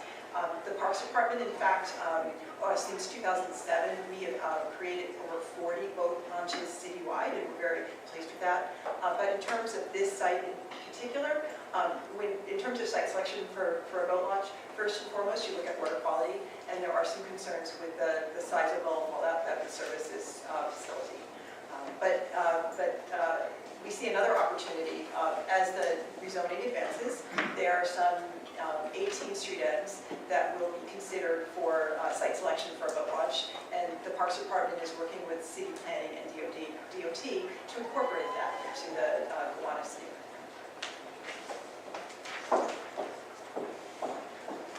So, are there any other questions or comments? Obviously, we're very interested in ultimately the historic preservation issues and what the memorandum of understanding will and won't say, and we'll need to revisit a lot of different things if it turns out that the state wants a higher degree of preservation than you're contemplating at this moment. So, and that is, I think, a concern of many commissioners as well. Having said that, I think there's a great deal of enthusiasm for the architectural quality of the building, for the redesign, quite elegant open space. And so I think while we are always trying to preserve or looking to the best of municipal architecture, we're charged with creating new great municipal architecture. And I think this is a very significant piece of work by EPA and the architectural firm and Parks, and we congratulate you on that. I would just second that and say it's really thrilling to see the investment that he's putting in infrastructure and in the quality of architecture. And I think it's a really great piece of architecture. And I think the screening and the kind of novel way in which it's being applied with the material that actually is very sound and I think long-lasting and will serve time well, because these kinds of projects are around for a very long time. They're 100-year projects, right? Or more, 200-year projects. So, and this city has a history of great infrastructure and monumental projects for infrastructure, so it's very exciting. And I kind of second this question about the landmark status of the building, so we probably have to hold on to see how that comes out. And I would love to see boat access. Yeah, I think we all would like. I would say that as a water. I think it would be amazing. Waterfront access for all the reasons that are stated. Yes, exactly. So as this moves forward, revisit the street. Yes, We would and love that. revisit the street edge of the ledge. Thank you. Will someone with all of those thoughts, will someone make a motion to approve the project? Second. Thank you. All in favor, please raise your hand. Okay, the project is approved. Thank you all very much. Ryan? Moving on to the next public hearing. Items 26868 and 26869. Construction of the East Midtown Greenway and installation of caissons and deck structure as part of the East Midtown Greenway. All right, you did part of my intro, but I'll do that. Good morning, commissioners and members of the community. I'm Gail Walmsley from the Economic Development Corporation. We were last here in April for your conceptual review of the East Midtown Greenway project. It's greenway over the East River from 53rd Street to 61st Street. We're here today for our preliminary presentation. The program includes the inboard structure that will be restored for the park, the 54th Street pedestrian bridge that will provide a connection for pedestrians and cyclists, and the topside park design that will include a public art project. Amy C. from Stantec will present the landscape. Miguel Rosales from Rosales Partners will present the bridge. Thank you. Good morning, I'm Amy Steep, I'm from Stantec Landscape, and I'm going to focus on the top side design today. Just as a reminder, this is our location. We're on the East River in Midtown between 54th Street and 61st Street. Overview of our project, the 54th Street pedestrian bridge enters the East River, East Midtown Greenway at the node where our width is a little bit wider. Then we have a number of different points along the route north, and then we enter the Metroport building at, we pass under the Kingsborough Bridge and then enter the Metroport building and join with Andrew Haswell Green Park. This is a typical section of plan. This just gives you a sense of the constraints of our width. So we have an overall 40-foot width, and we're trying to accommodate a separated bike path and pedestrian path. And so we maintain a consistent bikeway width, but our pedestrian width varies a little bit within this 20 feet with planting. So sometimes the planting is wider, sometimes, but we maintain a 10-foot minimum clearance for the pedestrians. One of the challenges that we've been facing throughout the design process is trying to minimize the profile of the structure so that we don't obstruct views to the extent possible, but also provide the depth of structure that will be required to support a lot of planting, because we think it's very important to have trees and shade on the structure, and to have a sufficient soil volume to support the trees. So our goal was to have 1,000 cubic feet of soil volume per tree, and that's what we achieved with this profile. And you can see that the soil volume is the bikeways supported on silvacells, which have a soil volume, and then we've used the tub girder for additional soil volume. And you can also see from this that the bikeway is elevated over the pedestrian way. That's consistent through most of the section. The FDR is on this side. And so this elevation gives a little bit of a buffer for the pedestrians from the FDR. I should also mention that for the most part, the East River, or the East Midtown Greenway is running alongside the FDR and lower than, and on the same elevation as the FDR, except for in this location where from Sutton Place Park you can see the East Midtown Greenway.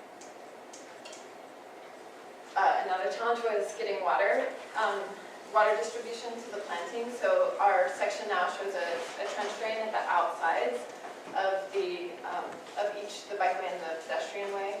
The water flows through the trench drain and goes into the silvacell so that the entire soil volume has access to water and so is usable to the roots. Since we have a long linear park, we wanted to break it up a little bit and provide some different kinds of spaces along the way. A little bit of variation in the types of seating that you get to use. So starting at the southmost, at the node, this is showing the entrance of the pedestrian bridge into, the pedestrian bridge into the node. This is where we have a little bit more width. This allows us an ambulance turnaround, some opportunity for group gathering, and some different kinds of seating. We have, it's hard to see here, but we have bar seating here. And so just a little bit more space to gather. Going to the next section of the esplanade, you can see how we have to carve out a little bit of space for the seats, and we've tried to locate trees so that seats have shade. We're calling it the Bluff. It's an area where bikes can pull off without intersecting with pedestrians. There's sort of a rock wall that supports that pull-off. The growth is the one section where we have been able to put trees along the east, right along the east edge, and so this has a little bit more enclosure for pedestrians. This is also a space where the pedestrian way and the bikeway meet. There's a few locations where this happens in order for the bikes and pedestrians to be able to share water fountains, trash cans, things like that, and for maintenance to be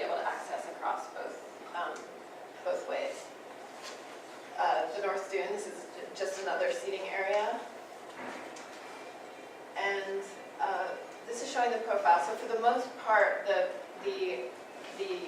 bikeway stays at 19 all along this width. The pedestrian way is lower, but it raises up here so that it can meet the bikeway and go across to have a view of the rocks that are visible in the river. And then in another location, this is at the Grove, where they meet again. And then they meet again at the very end.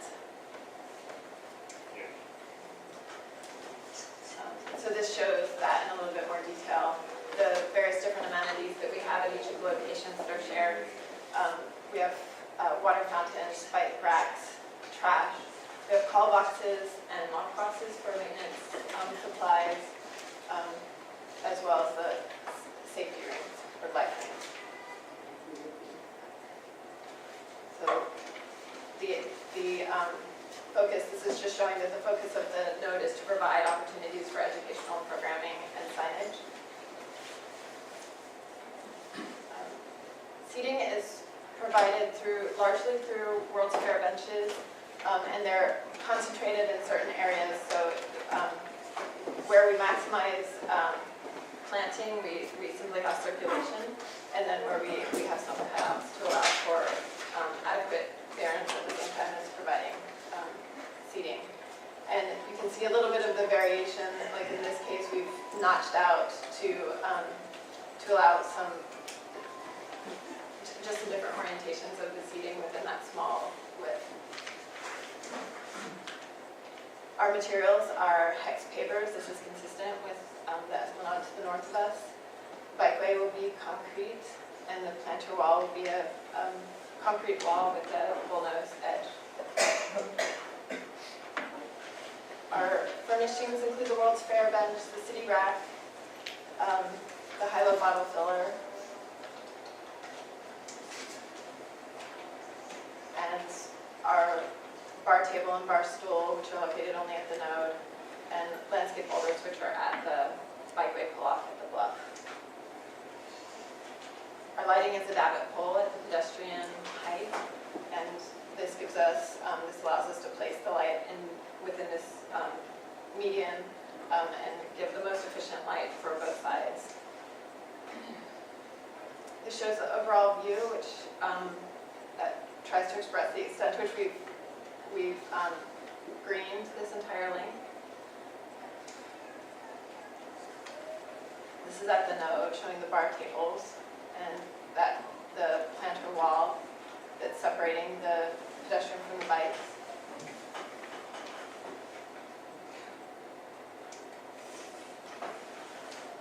This is the Bluff in the distance.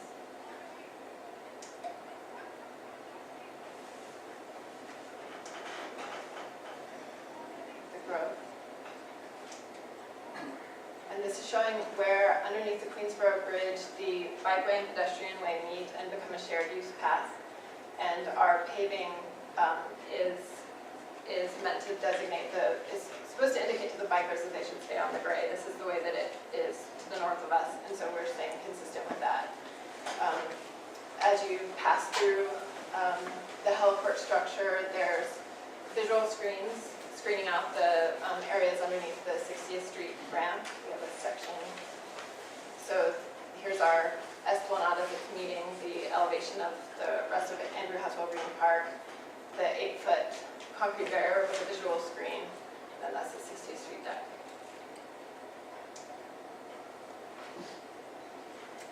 This is that example north of us, where the darker gray pavers signify the bike. And the 8-foot black steel fence, which is located here. And the barrier with visual screen, blocking the FDR. And these lights are used within the heliport structure.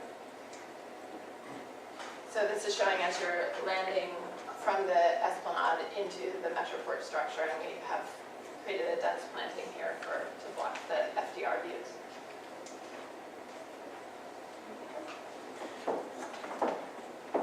Well, this is the pedestrian bridge at 54th Street. This is going to be the main access from that area into the esplanade. The beach has been designed in a way that we wanted to minimize the impact to the Southern Place Park. And we choose the location of the entrance of the beach at the highest point of the park. The park slopes down in this direction. And that allows us to create this ramp at a minimum distance. The clearance of the project is about 16 feet. And what we would like to do is to span the entire FDR in one span. There is no supports in the middle. And then here we have a curvilinear ramp entering into the greenway. These are some of the elevations. As I was mentioned to you, we wanted to minimize any impacts to the park as much as possible. We also expanded this area here, that's not the location of the current curve, to have a little more space for landscaping and buffering of the pedestrian bridge. The type of design is a tile arch. It's a very thin structure and doesn't have any bracing in between the arches, which makes it very clean. It's about a 115 feet span. We have a concrete structure in this location and a concrete structure in the other location. The only part that is steel is the middle crossing. And that's to minimize the weight of the structure and to be able to lift it and put it in place very quickly because we don't want to interrupt the FDR as much as possible. From the close-up. One special characteristic of the bridge is that we have inclined the arch. We wanted to give it a more open appearance. I think that was important. It's 14 feet, so it's quite generous. It's wider than many of the other bridges over the FDR. And we also have inclined the fence. We got a special exemption from the DOT to not have any returns here, which creates some kind of effect there. So it's basically clean and open going all the way to the top. We are going to have a concrete wall here. It's going to be a curb wall. You have a rustication treatment. And this is the support when the two elements come together. And then the ramp will be buffered with landscaping on both sides. To try to minimize this height, the ramp, the highest point near the entrance of the FDR is about 8.5 feet. But it comes down to 0, and we wanted to landscape it so it will be as less impact as possible. Here you can see how it's landscaped, some elevations. Some of the treatment that we did will be a concrete rustication treatment. It's a casting place treatment that will have a stain over it to unify the entire concrete system. We didn't want to leave the concrete raw. I think that was important. This is the other side when we come to the ramp. This ramp here is 5%, so it's a very gentle slope. The other ramp I showed before was 8% because, again, we want to make it as short as possible. And it has two supports here in the water. The supports the same as the arch follow the same angle. So we are using that same angle in the whole system. This is the railing. The railing is very simple, picket railing, very transparent. It will all match in terms of color and finish. So both the fence, the railing, the arch, they will all be matching the same color. It will be the light gray color from the George Washington Bridge. It's the fence system. When we come to the end, we did an angle here to be able to go with the arch. We had to extend the fence a bit further from the arch because of the location of the FDR. These are the piers. They'll be concrete structure, tubular. We located the lighting in the strategic locations. The poles are very short. I didn't want to have very tall poles and just a simple tube. In the arch portion, we have placed the lamps as part of the arch structure here to avoid to have a pole right in the middle of the crossing. That makes it more integrated. This is an LED lamp from the Department of Transportation staff. One other thing is that we wanted to minimize the support. Usually these supports are made out of concrete, so they are much bigger. We made out of steel. Again, trying to make it as thin, as transparent as possible. There's some of the materials and colors. Just a comparison point. This is part of the arch structure is going to be shorter than any of the other bridges that have a big superstructure on top of the crossing. One thing that we emphasized that we wanted to simplify, there are some arches in Manhattan or near New York which have a lot of racing, but we wanted to make it much simpler and use cables instead of solid pieces, just to increase the transparency. There's some of the views. You can see here the screening for the ramp. This is the highest point here where you cross. This is the entrance here. It was important to create a ramp that is not, doesn't have a switchback, so you always go in the same direction instead of going back, which is happening in some projects. And we also did a point to have bollards in this place just to slow down the bicycles. So, that's going to be the main thing. There's another view from the side. You coming, in the other direction, coming down. If you are, on the side of the FDR, when you're crossing. In terms of markings, we'll have a separation between the pedestrians and the bikes. There will be bikes in two directions here, and there will be a space for the pedestrians, so everybody can be in their own space. That's my suggestion. Yes, This is highlighting some of the ways that we've tried to mitigate potential conflicts between the people coming off of the EMG and the pedestrians passing along this sidewalk. So we have a number of things. Miguel mentioned the bollards at this intersection to slow down the bikes. Also, this sharp curve helps to slow down the bikes. We have detectable warning strips, and we've done bump outs to reduce the width of the crossing. And we've eliminated the left turn from this garage so that there will hopefully be less vehicular conflicts. This is the inventory that we took of Sutton Place Park. Our goal has been to, or having to make an impact in the park where the bridge lands, trying to replace the paving in kind and to maintain the spirit of the park.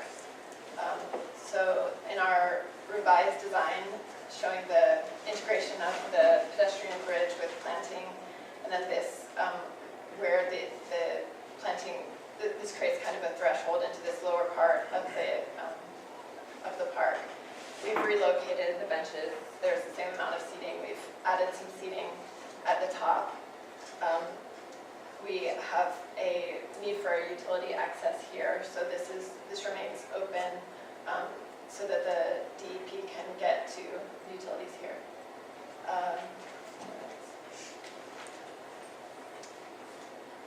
Our fence design, this is consistent. We're largely just continuing the fencing that is currently there with the higher rail for the pedestrian bridge landing.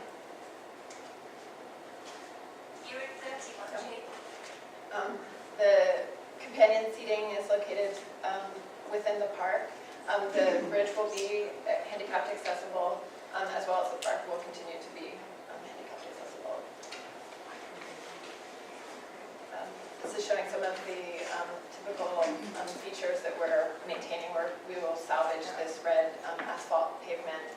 We're maintaining these benches.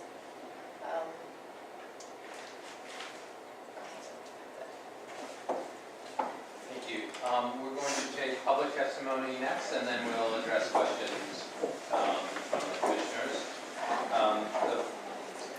Each of the speakers will have 3 minutes. It will be strictly enforced. And just a reminder for those speaking to address the issues of aesthetics that this commission is charged with reviewing. Peggy Willen-Guder. Before we start, can I make a request for the slide that shows the access point, because we have concerns just about the access point. Sure. That's good. Excuse me, can I have the architect make one clarification? Because something got changed in the proposal there, and that is there was supposed to be a glass bridge, and it's now chain link. No, I don't think that's correct based on our information. That's okay, right. We're going to continue with the presentation. It was a glass bridge. Good morning, thank you for the opportunity to speak with you. My name is Peggy Willenbucker. I am head of the Government Relations Committee of the Sutton Area Community Organization, and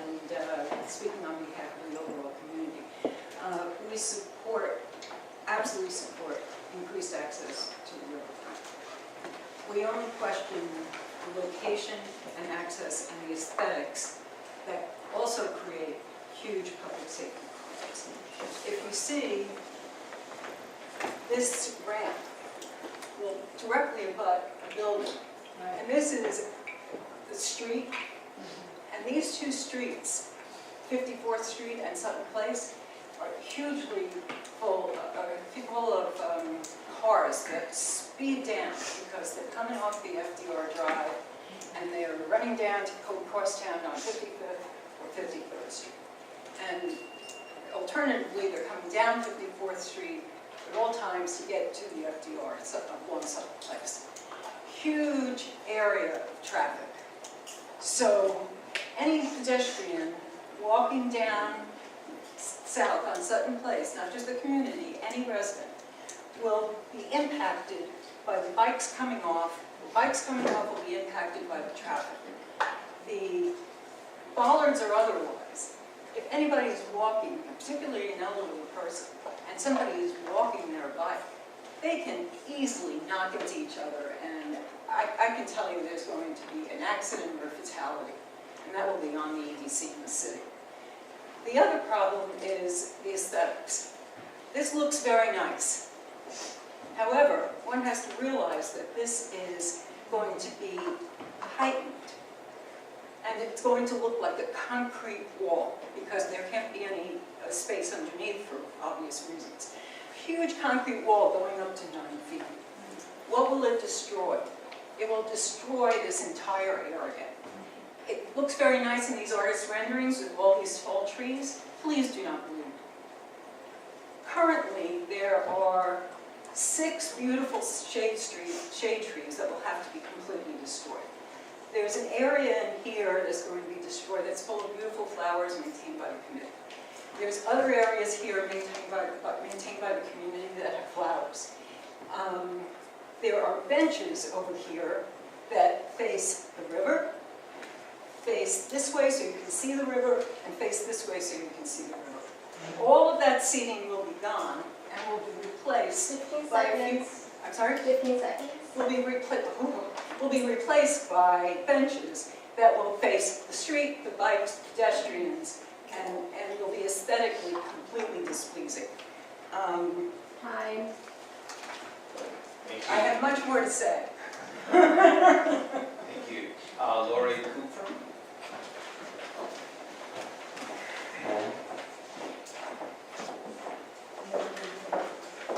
I have some visual aids, so we're just going to thank you for your presentation, and thank you for having this committee meeting today. I would like to voice my concern regarding the proposal to place an access bridge for the proposed greenway at Clara Coffey Park at East 54th Street.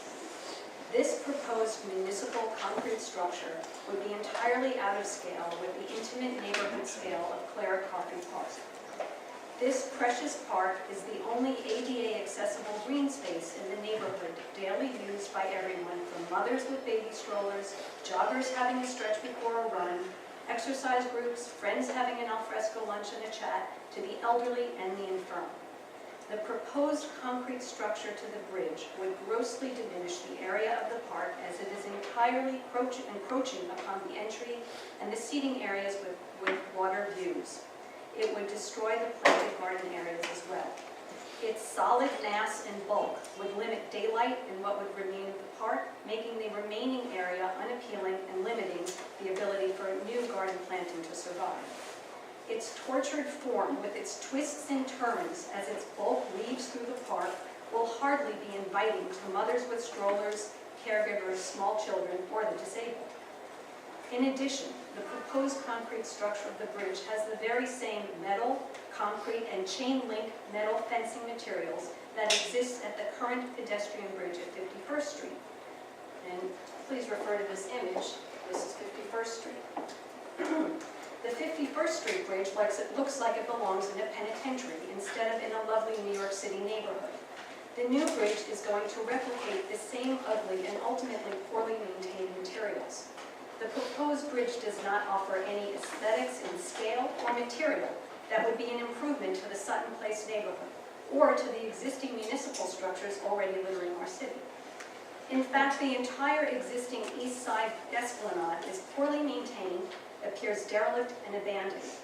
And please see these images of the current east side esplanade.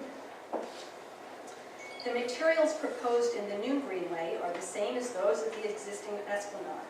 These current aesthetics are of extreme concern, and this proposed bridge appears to only add to the problem of corroded public areas that the city lacks the proper funding to maintain. Thank you for your time, and please consider, here's the same materials that are being added to for the esplanade that they just spoke about. Here's the maintenance of existing green that is already there. It's atrocious. And here's the maintenance of steel and chain link fence and concrete. And so I ask you, why are we adding to something that can't be maintained to begin with? Thank you for your time. Thank you. Leonard Oppenheim.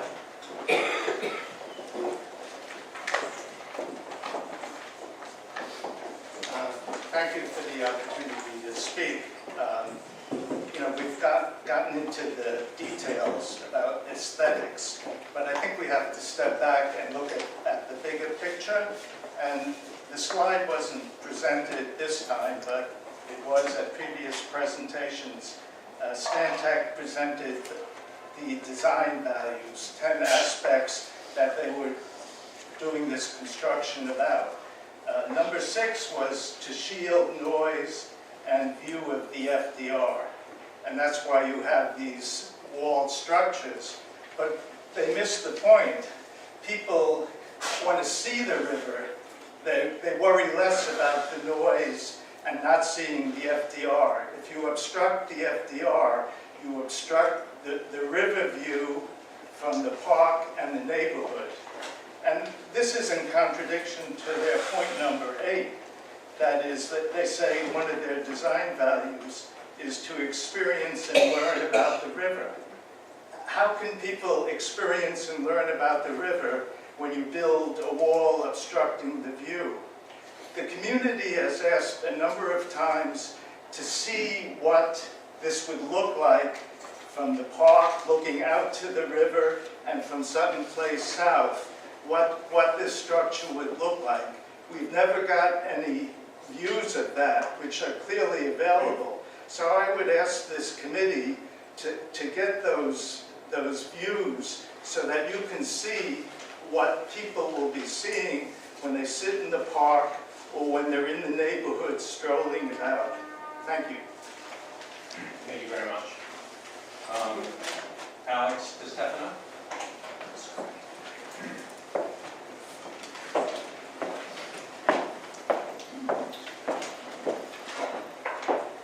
I have a really big concern about this as an architect and a designer. And I think that we have turned Claricovey Park into Claricovey concrete jungle. We have turned what was originally intended as a public space, which was not originally handicap accessible, but they went through and they made it handicap accessible. We are turning our view towards the inside of Manhattan instead of facing it as it is now to the river, to the memorial that's in the middle of the river, and to the beautiful views in Queens. We have just totally forgotten about what a park is supposed to be. It's not supposed to be the concrete jungle that we've seen up here. And also, the original detail of the bridge was supposed to be glass. And you disagreed with me, but the original proposal was glass, am I right? Come on, let's get real, we have the pictures. We have all of the proposals from last year. It was a glass bridge. Whatever you want to say. So whatever anybody can do to make this bridge go away and still have the promenade, which everybody is in favor of, or the fact that we can use elevators as they have used on the west side to eliminate all its nonsense. There's something wrong here. Someone is not looking at the bigger picture, and someone needs to. Thank you. Thank you. Ming Wu. Thank you, everyone. We understand that the Public Design Commission, all of you, really are only focused on aesthetic issues. And to that end, we're hoping that you will recommend that the design of this bridge, the design of this bridge be realized with much better materials than are presently shown. And I'm sure the architect, Mr. Rosales, would have no objection to that. Consider not only the aesthetic characteristics of the material, their inherent beauty, but really consider their durability. These bridges lack maintenance. They are heavily used, a lot of wear and tear. There's salt in the air. We're hoping that since your purview is the aesthetics, that your focus is really on the aesthetics for the long term, not for the ribbon cutting moment. Thank you. Thank you. Minette Greenberg.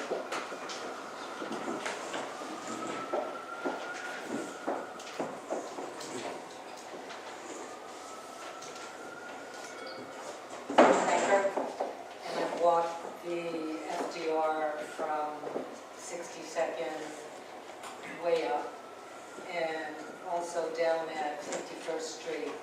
And if you really want to aesthetically improve things, I think that the 51st Street Bridge is an aesthetic nightmare. And if you put the bridge over there, you will be improving the neighborhood, which is much more deserted. Whereas if it's on 54th Street, it destroys a park, which is something that is in such short supply in New York City. Thank you. Gail.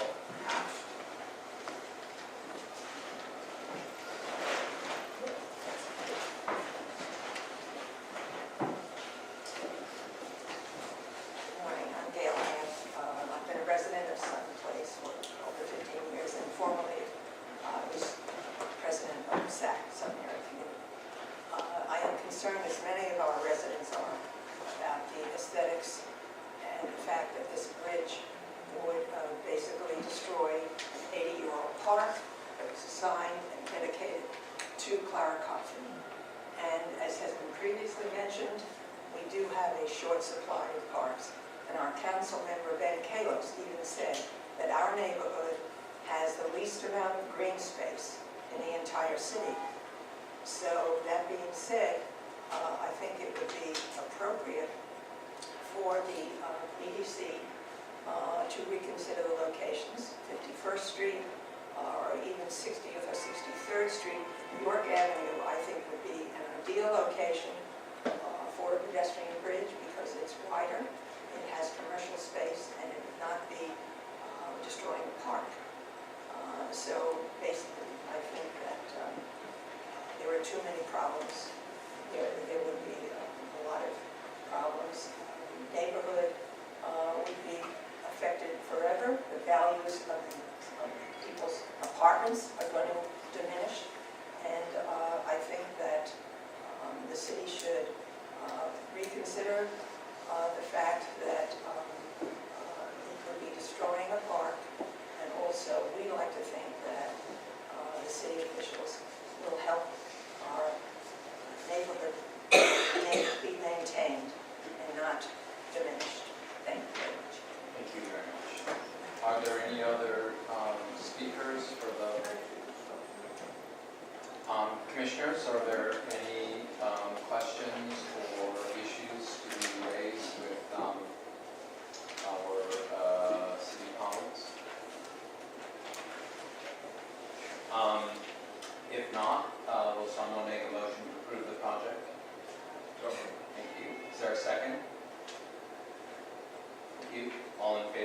raise your hand. Thank you. Preliminary design?